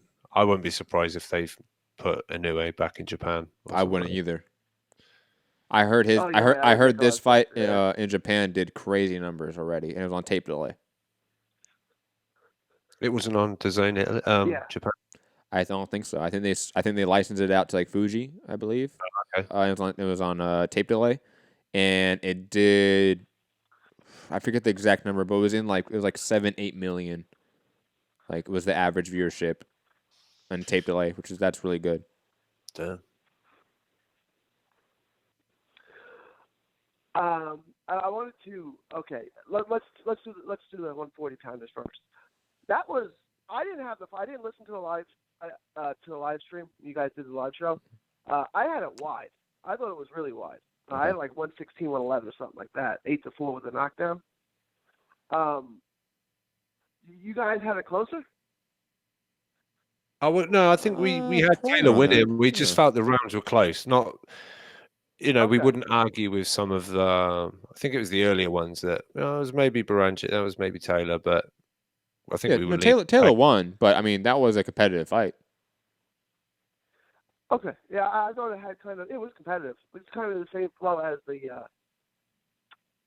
Postal fight. I had Postal winning a couple rounds early in that fight, and then I had Taylor sweeping the second half of the fight pretty much. I thought the Postal fight was probably closer, to be honest.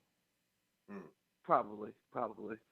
And the scorecards on that were wide, too. Right? The scorecards of that fight were ridiculous, like 119, 109. I think so, yeah. That was pretty bad. I think so. I don't remember off the top of my head.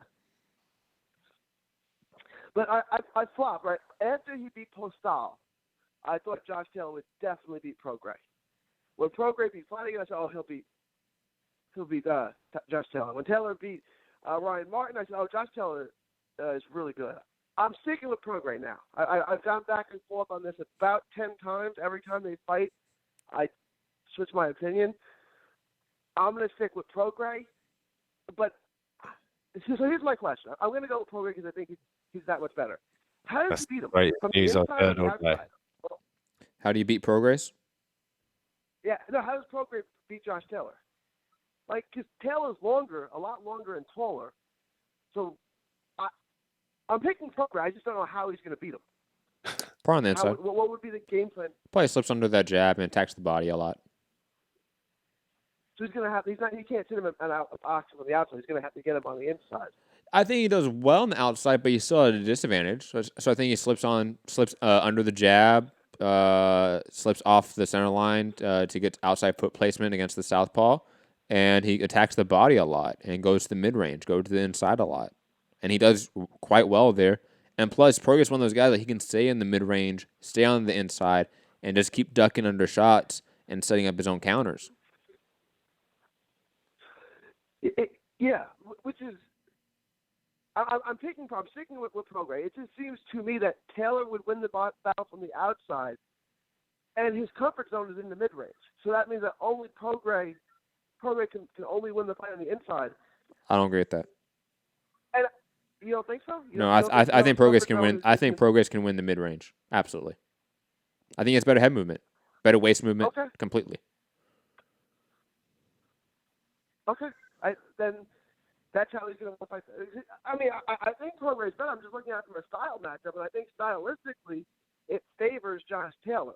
But I'm sticking with Prograis because I think Prograis is better, and he'll find a way to win. Rob, I know you picked Taylor, but how do you think the fight looks? Like, how does that fight go? I can see it being a war. It depends how legit I think Prograis' power is. I think we've seen Josh Taylor is a tough opponent, and not only he's not just like Baranchyk tough, he can obviously fight as well. He's got the skills. I'm just stoked you're picking Prograis because that makes my Taylor pick look even better. But no, I think it's going to be a real tear up, and in all honesty, I'm leaning Taylor, but I think it's a real 50-50 fight, to be honest with you. I think it's could go either way quite easily. Yeah, I'm really looking forward to it, actually.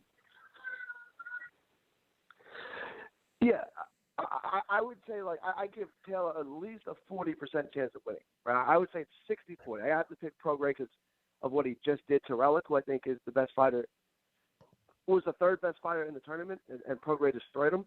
Now, what percent chance would you give to Taylor? And who do you think will be the opening favorite?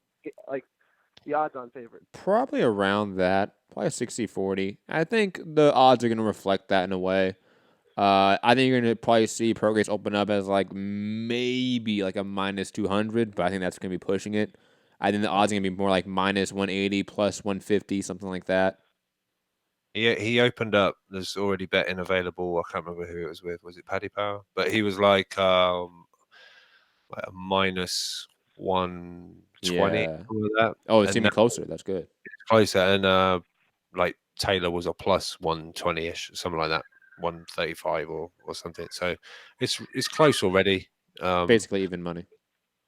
Yeah, I think getting closer to the fight, they'll both almost be even money. One will be like, I don't know. I don't even know how betting goes when it gets really close to America. What is it? A minus 0.75 or something, under. I don't know. But it's going to be close to even money on both guys, I think, when it comes fight night.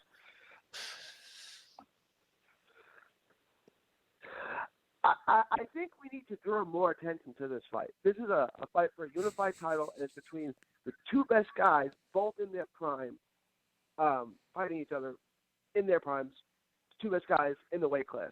We don't get that enough, right? We probably won't get that again this year. So this is a fight that, like, we need to celebrate, right? I mean, this is the two best guys in the weight class fighting each other in their punch. Can't ask for more than that, and it's even money fight. So let's be real. Let's enjoy this one, right? Because this doesn't happen too often because of politics.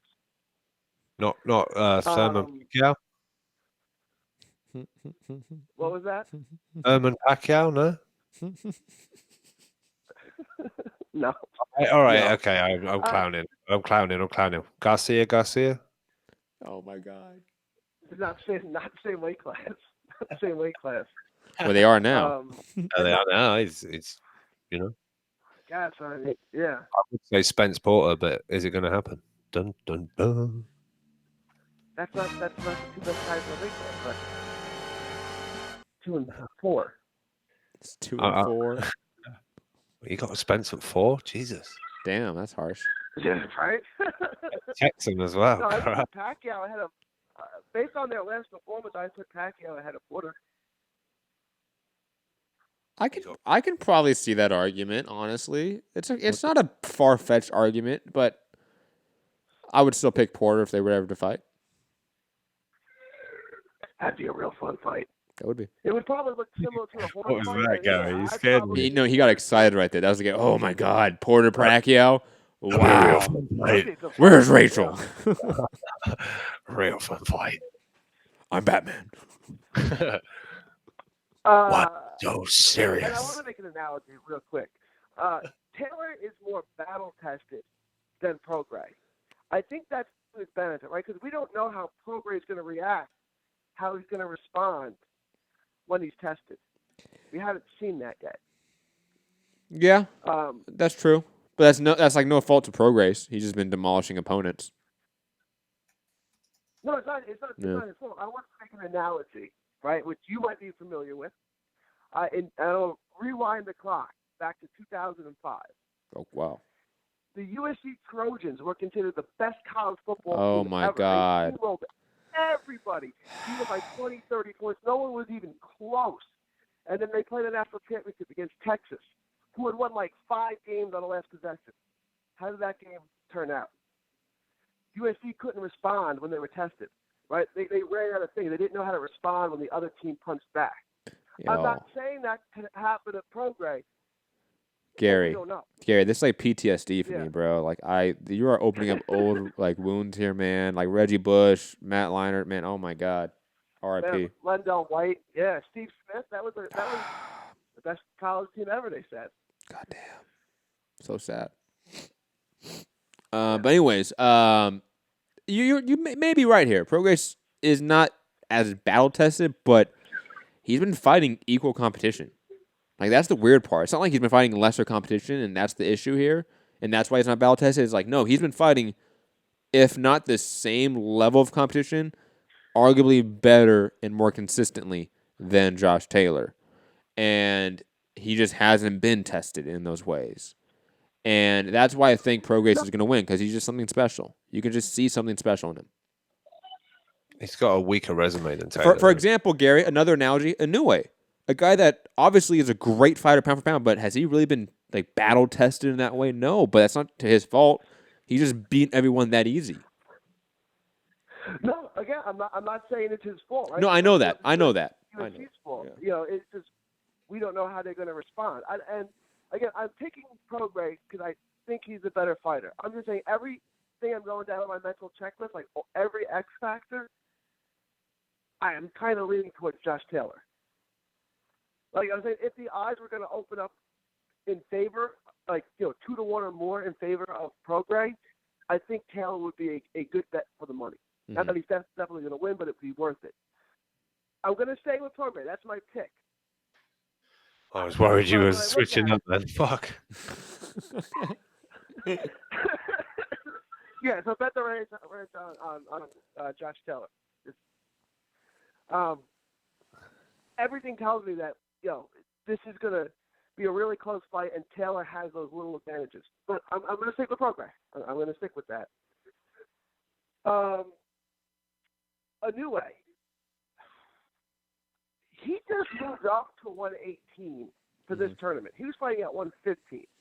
You want to push him up to 126 and saying he can beat 3 of the 4 champions? Yes. You're saying he wouldn't beat who? Gary Russell Jr.?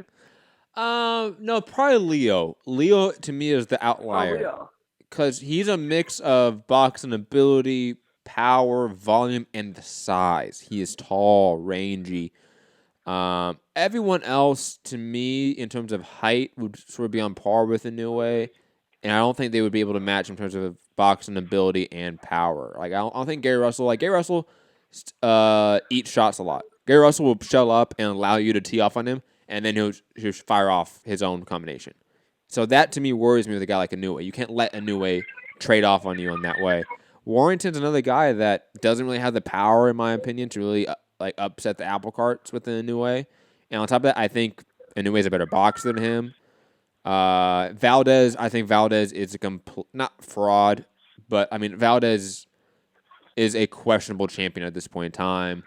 I think he loses to every other champion. So yeah, I think I pick Inoue against Valdez at this point in time. Absolutely. Valdez, I'd pick him against. I wouldn't pick him against Russell. We're talking about a lot of. It wasn't that long ago that Inoue was fighting at 108. Like that wasn't that long ago. He moved up to fight Navarro, 2 weight classes. So I mean, this is like an 18-pound swing, 108 to 126. He's making it just 3 years. Mm-hmm. That's a lot. There's weight classes for a reason. Yeah, it's been done before though. I like to see him each. Allegedly, I don't know if it's true. He's signing with Top Rank at the end of the tournament. Is that? Yeah, that's the rumor. So you have fights with Ryan Burnett, and I don't know if they would do that. Josh Greer Jr. I don't know that they would. I love Josh. And then at 122, you have Emmanuel Navarrete, who just beat Isaac Dogbe. That would be a great fight. You're right. They have one. So they have a lot of good fights for him at 18 and 22. I know the big money fights, the bigger names are at 26, but I wouldn't. But that's why I said don't rush him. But I said right now, if he did move up, I would still pick him. You understand what I'm saying? Like I don't think he should do this, but I think he can. And that's a very different thing. I think most likely he takes the next 3 to 4 years moving up through the last of 118, 122. And then he moves up to 126 and starts taking out some names. And then by year 4 or 5, he tries to look for that big Loma catchweight fight. When Loma is going to be 37, 38 years old. And it's going to be like the Canelo Triple G for the lower weight classes in my mind. Now you're assuming that if he goes up 122, 126, he's going to beat Brandon Figueroa. Well, I mean, if they ever make that fight, different side of the block, right. But yeah. But you're assuming he'd win that fight. Absolutely. He would tear apart That's Brandon quite Figueroa. Like it would that poor boy would be messed up for life. I kind of think stylistically he's there to be hit. That would be a bad fight for my guy. Yeah. Just from a stylistic standpoint, that would not turn out well for him. But no, I agree. I think Inoue right now, what is it, May 20th, 2019 is the best fight on earth.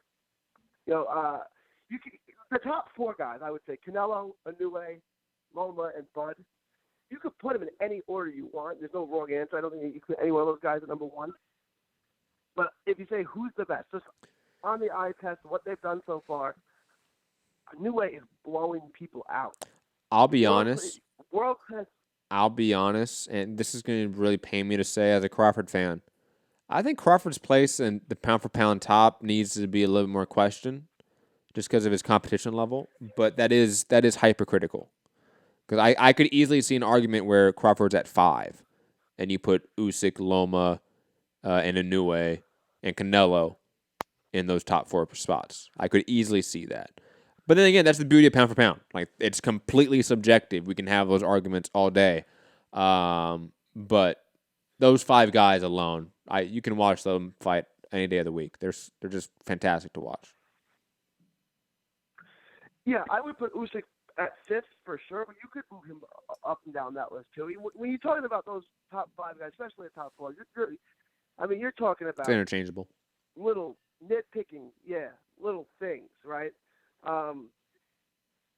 any one of those guys has a legitimate claim to be the number one guy, the best guy in the sport. But for my money, like if they were all the same size, I would say Inoue is the best one.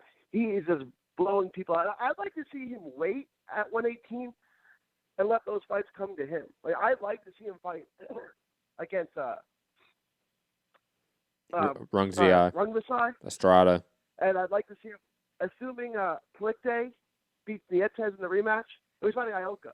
Assuming Palikte beats Ioka, I'd like to see him fight someone like Palikte, who's 5'9" at 118 pounds, long, huge hitter. I'd like to see him, because he'd have to get inside on Palikte, and we haven't seen that yet, right? So I'd like to see him stay at 118 and let those guys from 115 come up to him. I don't know if that's going to be possible because Top Rank really only has 2 names for him to fight at 118. And I don't know if they put. Do you think they put Josh Greer in with him yet, or would they not do that? Well, in theory, by the time he fights Burnett, finishes this tournament out, Greer's going to have 4 fights under his belt, so he might be there. Yeah. You know what I mean? He's never going to be there. Like, honestly, yeah. If you get him a world title in that time, but I love Josh Greer. He's never going to be ready for a Inoue. No, but that'd be a fun fight. I'll watch it. Yeah. When they announced the tournament originally, I thought this fight, Rodriguez, was going to be a good fight. Like, not that he'd win, but he'd land some shots, he'd test them.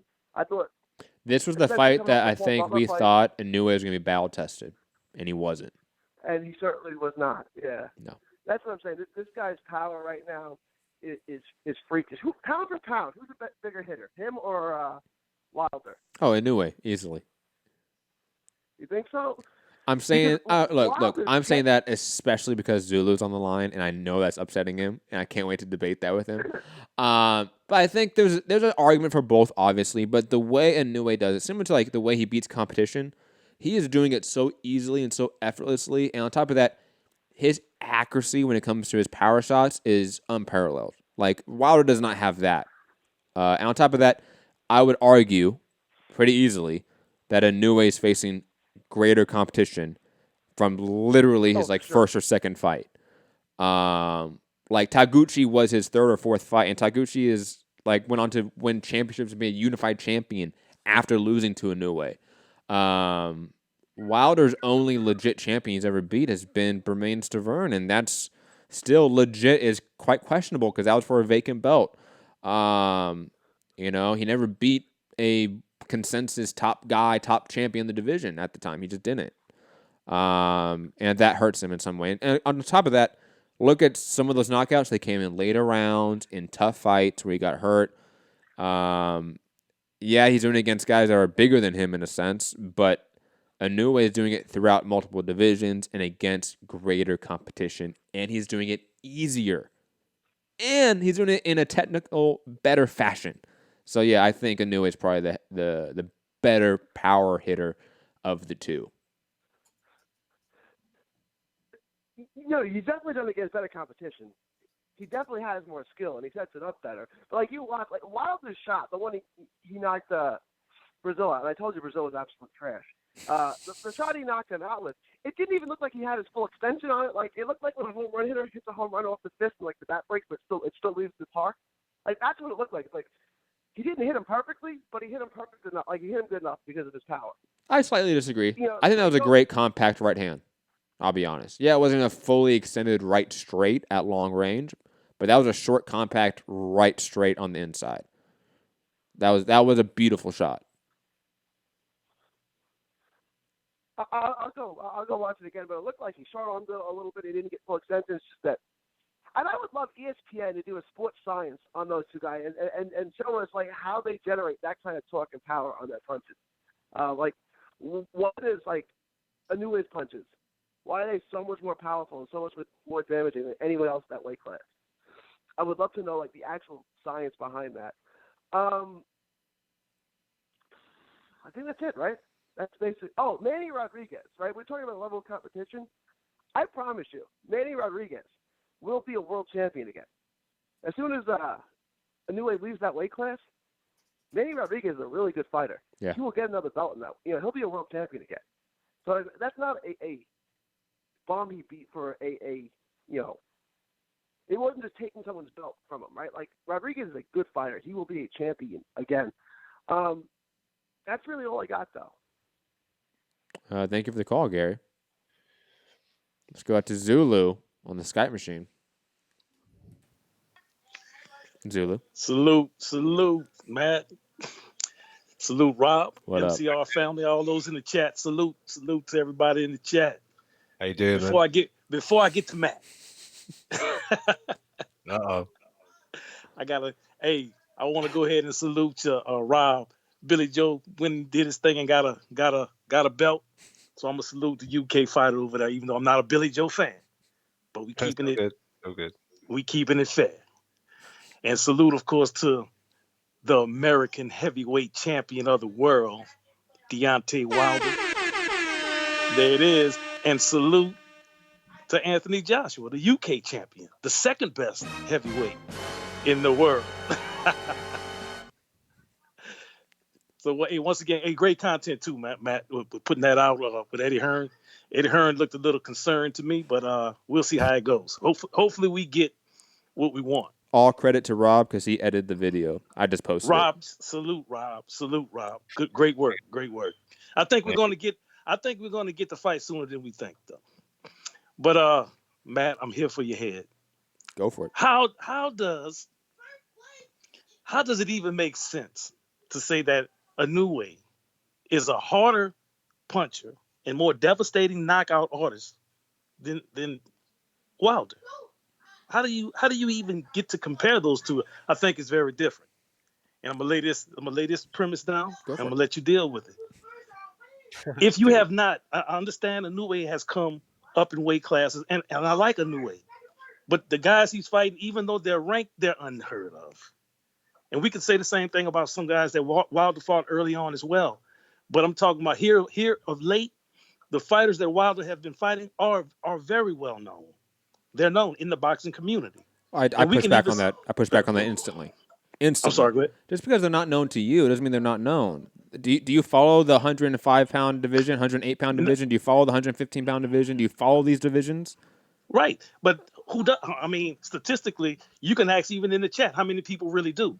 But your argument now is about popularity, not about power. And not about skill level. Popularity. I'm just trying to lay the premise down for what we're going to probably debate on. But your argument isn't that his fighters are better. Your argument is that these fighters are more well known. Well, of course, he's an American heavyweight compared to a Japanese. My argument is that you cannot be considered the more devastating knockout artist when you haven't fought guys that's weighing 50 and 60 pounds more than you. That's going to be my argument there. Easily. You can easily do that. You know why? Because he's fighting guys that are his weight class, yes. That aren't 50, 60 pounds bigger than him. But guess what? He's fighting great competition. Wilder's title reign is filled with top 30, top 50 guys. Okay? Filled. Spielka, Molina, Duhaupas. Those are all borderline top 20 guys at best. At best. We can look through Inoue's record. His fourth fight against Ryuichi Taguchi. You don't know him. That's fine. But he went on to become a unified champion after Inoue beat him. Think about that. Yeah, okay. And I understand that. I'm not taking nothing away from Inoue in his weight class. I'm saying the distinct difference is that when you have one man in his weight class, the weight is unlimited. And he normally comes in on the lower side. Wilder comes in on the lower side, almost not far from a cruiserweight. And he continually produces devastating knockouts. And again, to these bigger guys. Now we just talking punching power. We're not talking skill set. And we're not talking again, about it's very easy. fight. I've already made this point earlier. Deontay Wilder's knocking out these guys late. All these top 50 guys, he's knocking them out in the 7th, 11th rounds. Inoue's knocking out champions.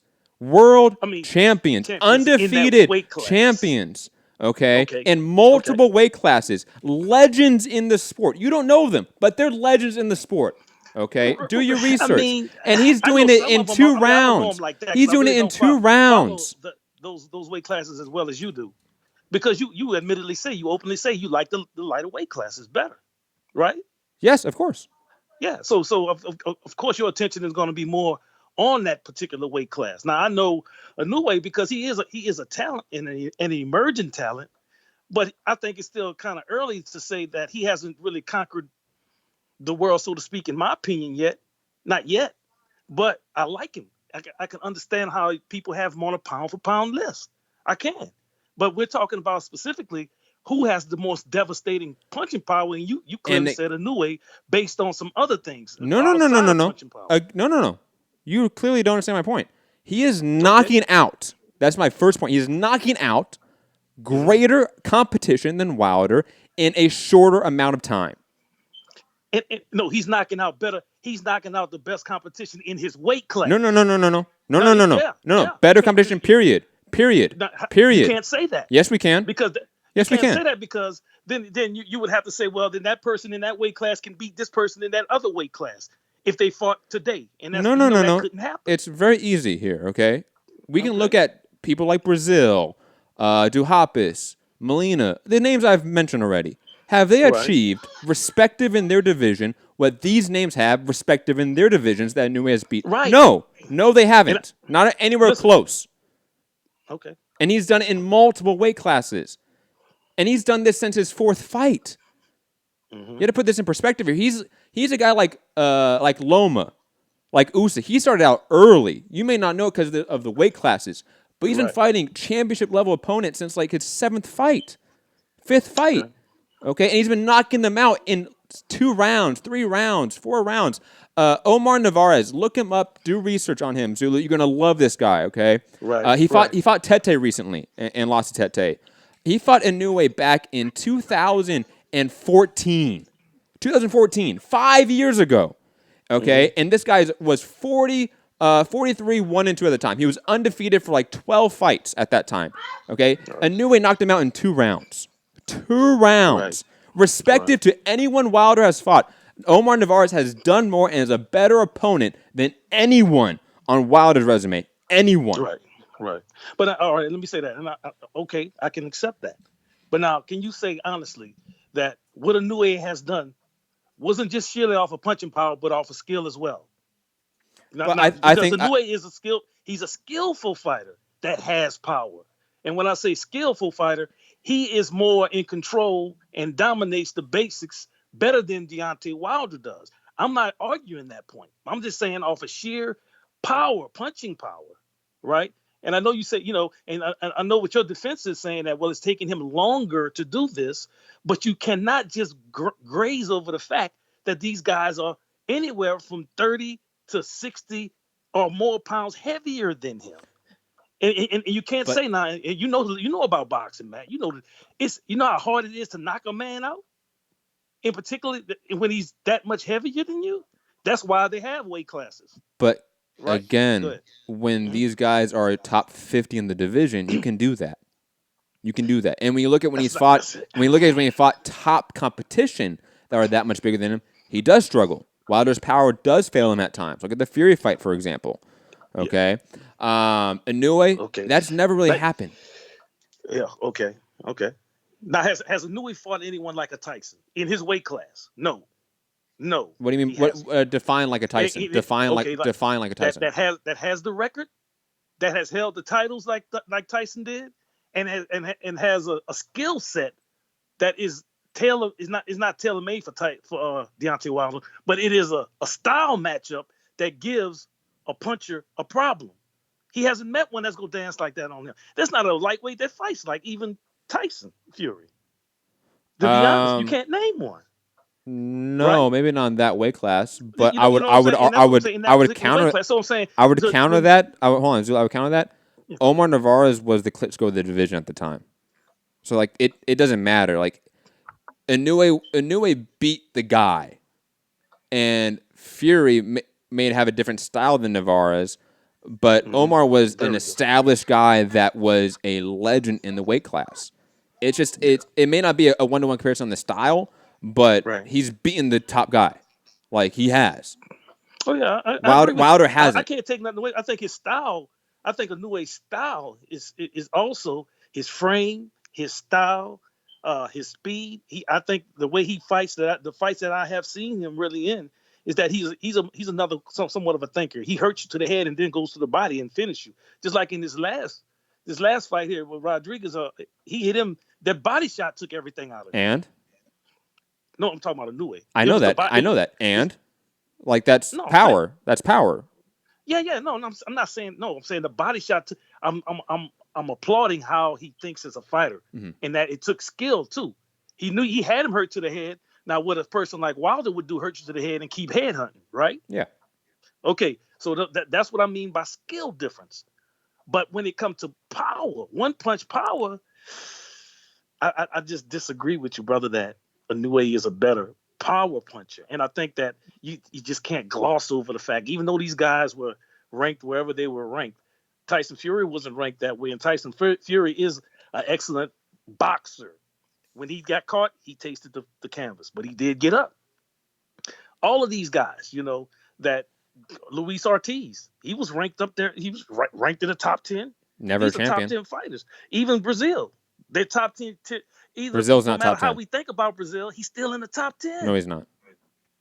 Where is he at right now? I mean, where was he? He was a top 15 guy. He was not top 10. Well, top 15. Okay, not top 10. I stand corrected in that. But he was also the mandatory. Yeah, no, he was. But again, he got erased. Cool. And Amanda Rodriguez got erased, and he was a champion. Okay. Yeah.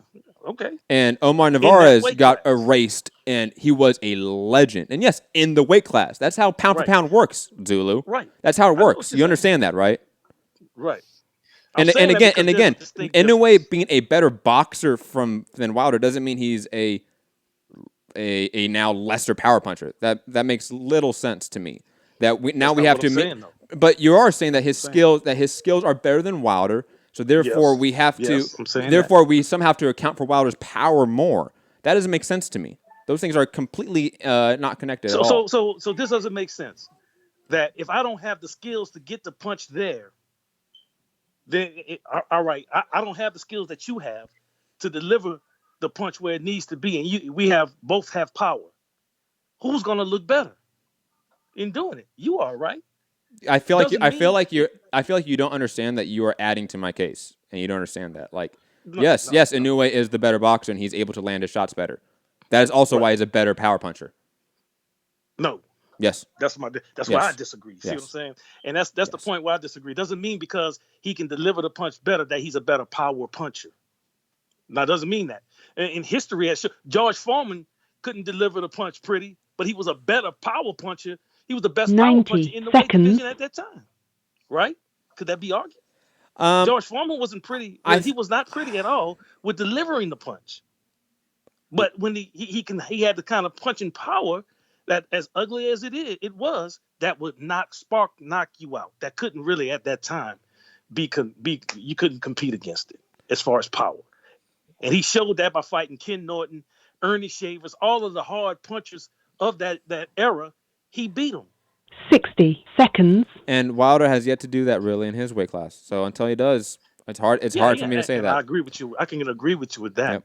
Yep. But now I'll put it this way. Hey, Zulu, I think we're going to agree to disagree on this point. But however, if Wilder does what he does against Breazeale, like he does, or even like the Ortiz fight, for example, like still gets the knockout but competitive fight, against Joshua, against White, against all these other names, an Ortiz rematch over knock. If he's able to knock out all these guys, then he will probably be the heaviest hitter pound for pound. But he hasn't done that yet. Right, I agree. Inoue has done that in multiple divisions. Inoue's got to do some things too. Still, he has to move up because there's no. He's already done it 3 times. When he goes to 122 and 26, that's where he's going to really be challenged at. As opposed to, I don't care what those other little champions were. They're not no Gary Russell Jr. Hey, again, Gary Russell Jr. and Navarez, bro. Like he just isn't. Navarez as well. No, he isn't Taguchi either. Like again, you need Zulu. I understand that you don't know these names. I understand that that's an argument that Wilder's power is better, but however, it's not. That's just popularity. That has nothing to do with competition level. Nothing to do with skill level, talent, and Inoue's beat far better opponents, far more talented opponents, far more champions in multiple weight classes in a quicker amount of time. But anyway, Zulu, agree to disagree. Anything else you want to talk about? Anything else? Yeah, we'll disagree with that one. We'll let I the wanted chat to talk decide who about won. Joe Joyce right quick, man, before I let y'all Okay. go on with the show. The fight with Joe Joyce and Ustinov, I didn't think much about it at all. And I want to get Rob's opinion on this, man. I know Matt kind of disintegrated it earlier, but I was expecting a little bit more from Joe Joyce. But every time I see him fight, seems so slow. And I understand his heavyweights. And I think he got Ustinov out there with the second or third round or something. He has like power. That. He has power. Yeah, he has power. Yeah, he has power. But it just seemed like to me, and I just want to get your opinion on it. It seems like his delivery and he's so easy to hit. But we're talking about Ustinov, who's way done. He doesn't have any. Ustinov doesn't have no kind of dog left in him at all. He didn't show anything in that fight. But I was looking for Joe Joyce to be a little bit more impressive. Rob? I want to get your opinion on that, brother. What did you think about that? Yeah, I'm like I'm torn on Joyce. I don't know that he's going to be like elite level. I think as he goes up the levels, he's going to find it a little harder. But he's just a bit of a slow moving like freight train. Like his name is the Juggernaut. He just seems to just like power on. His shots just must be so like sort of thudding, heavy-handed. It's not like there's snap in them or anything like that. There's no like real pop, but it's just like just bludgeoning, if you know what I mean. I don't know. I think as he goes up the levels, he's going to maybe find it just that little bit more difficult with like the lack of speed. It did show under Adam Booth. He's now swapped over to Adam Booth that there was some head movement. It was kind of not needed, but he was showing it. It was like he was trying to put into practice what he was learning. So that's a good sign, but it needs to come with like a bit of speed. No, I'm imagining slow ass Joe Joyce trying to do head movement, and that's just funny to me. Zulu, thank you for the call. We gotta move on though because it's late for Rob. It's past midnight over there. We have a couple callers. Thank you for the call, Zulu. Definitely let the chat in the comment section let us know who won that round. I think I won 10-9, but I mean that was a better round, Zulu. I'll give you that. That was a better round. But I still win. Let's go to Santiago in LA. Santiago, what up? Hey guys, what's up? Fun to hear the call today, and I think that I still get round of the year for when Gary tried to bring up history with the heavyweight division. So let's get to it. Wilder Breazeale, it's again, like I said in the live fight chat too. I think it was an impressive performance by him to see him have a better. His fundamentals look better. They did, but I feel that, like you said too, we only got to see like 2 minutes of that, and it would have been more telling if we'd seen it as the rounds progressed. Did he keep those fundamentals? Was he able to pace himself better? Was he able to keep himself, more controlled as the fight progressed compared to just seeing the way he was in the Fury fight where he tried to force the knockout and was just telegraphing that right hand all night. So definitely a good performance by him. I definitely hope that they continue to work and show up on his fundamentals and basics because that's going to be key too. Because I think for me too, the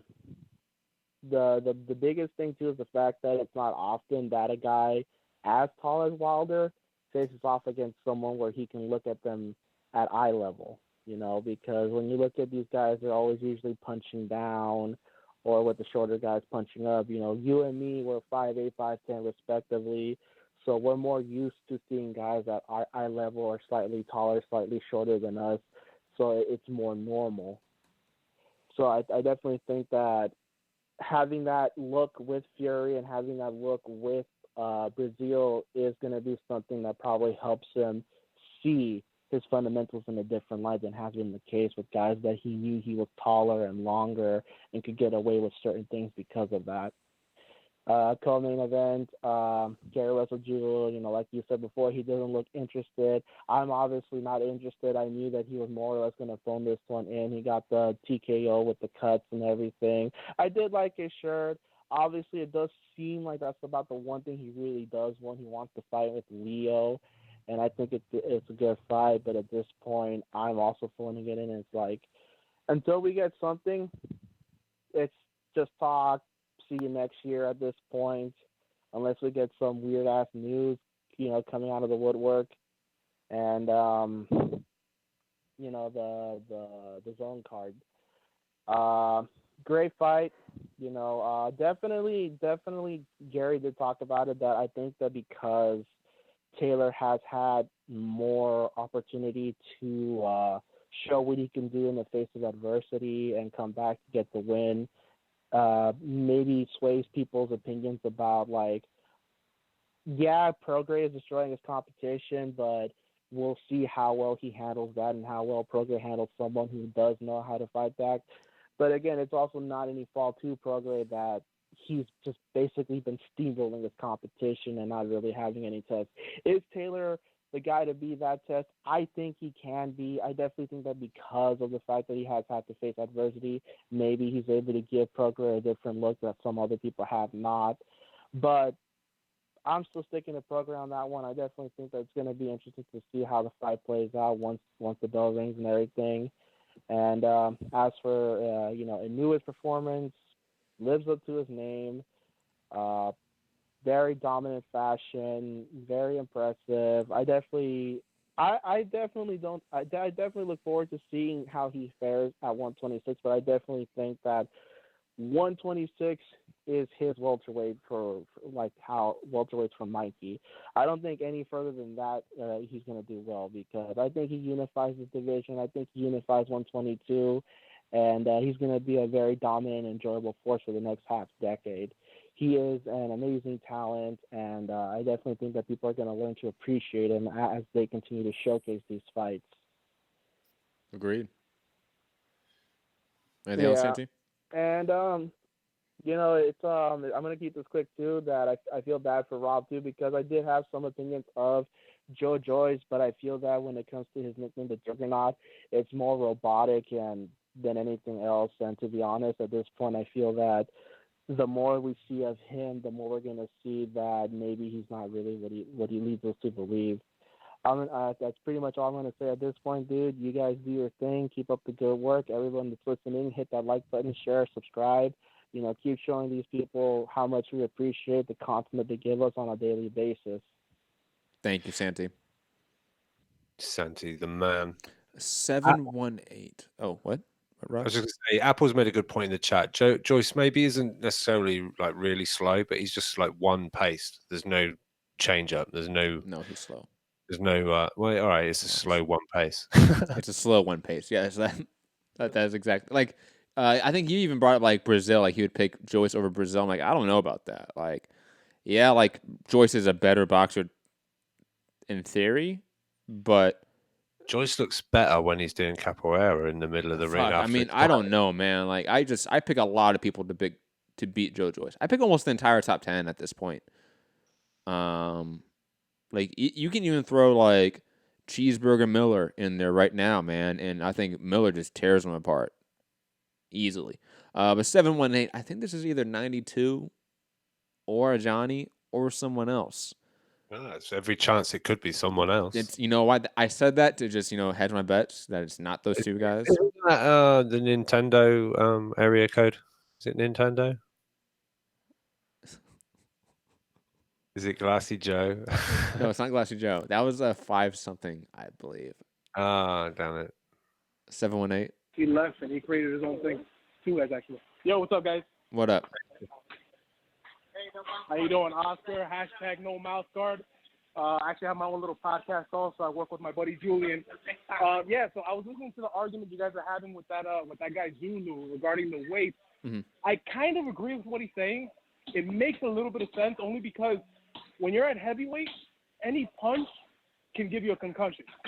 However, when you're at the lighter weight, that's not the case. These guys can hit each other all they want, and they're not going to, one punch can't possibly kill them. I mean, maybe in the right location.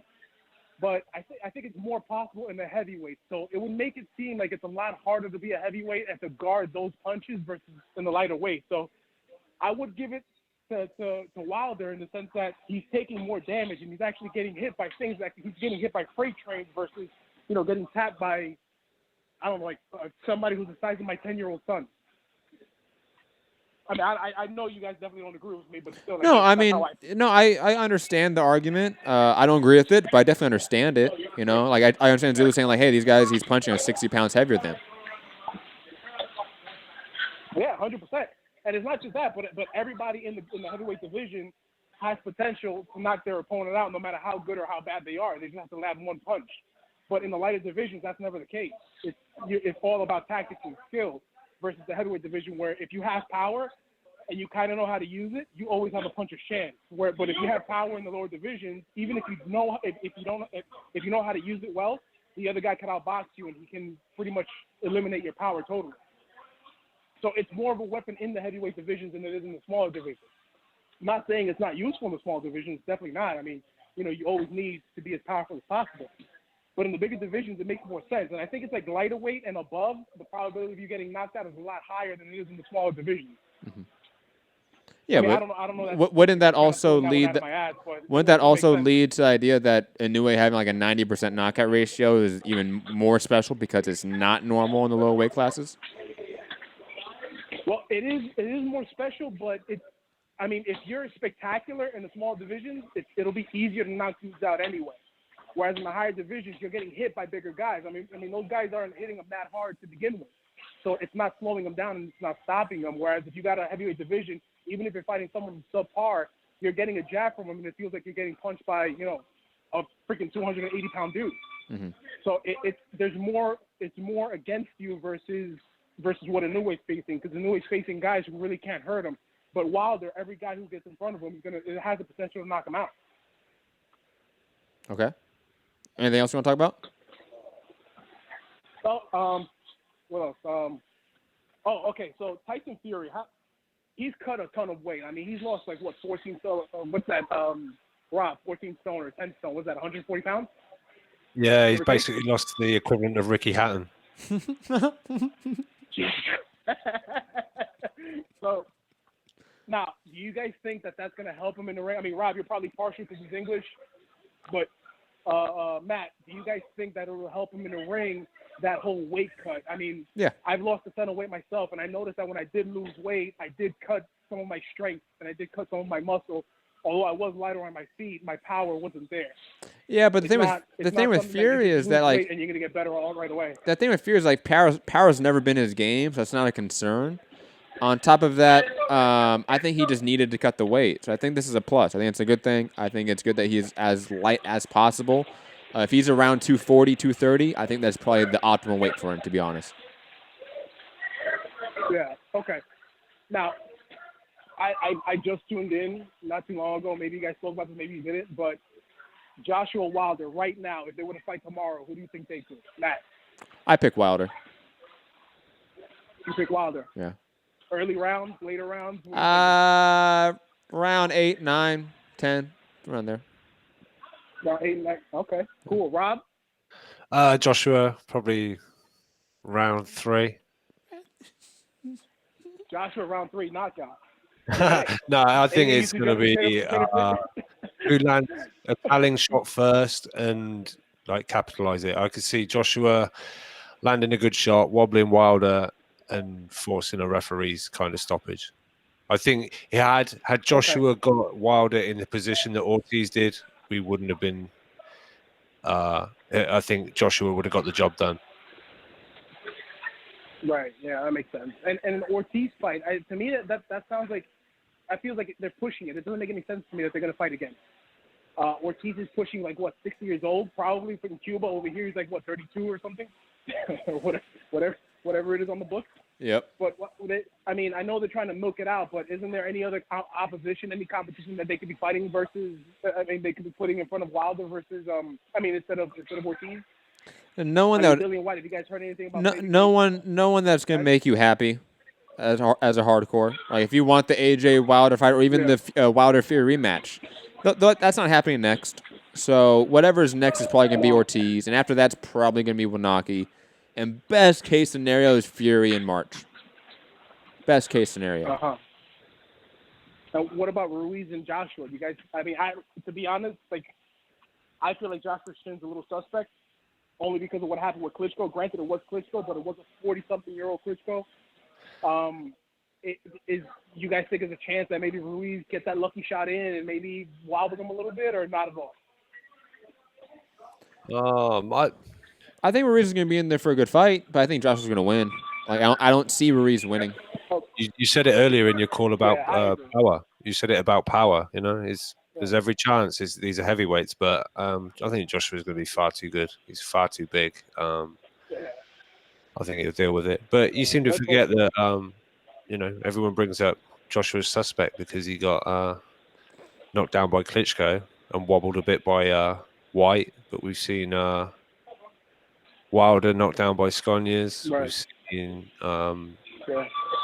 him get hurt with Ortiz. Molina wobbled him. Fury all these wobbled. Guys, you land a punch on these guys in the right place, there's going to be an effect. But both got up and both are undefeated. Anything else? Yeah. No, man. Just want to shout out to everybody who listens to the show. Give a thumbs up, man. I think you guys are great. I've been listening to you, Matt, since you left No Mouth Guard. The Boxing Boys. I'm actually No Mouth Guard. # No Mouth Guard. Holler. And yeah, thanks guys for your time. Thank you. Cheers, buddy. Thank you.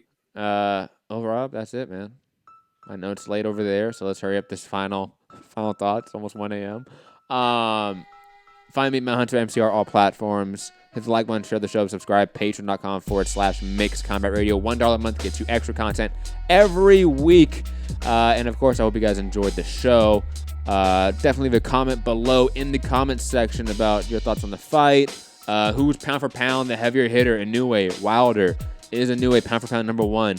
All of these fun debates we can have them down in the comment section below. But yes, everyone have a great day, great night, wherever you're listening. But peace. Rob? Yeah, you follow me, UK Rob, MCR, Instagram and Twitter. Like Matt said, hit that thumbs up, share the show, 5-star reviews. It all brings a bit of attention to the channel. We want to obviously grow. Matt done his thing earlier in the year for the Breazeale and Estrada card, got himself credentialed. I'm looking and applying for stuff here. Obviously, the budget's tight, so Matt can't stray too far from LA, if at all. So come on, Eddie, make some more Los Angeles cards. Get some more fights heading that way, So we're trying to grow, bring you the news as and when it comes out.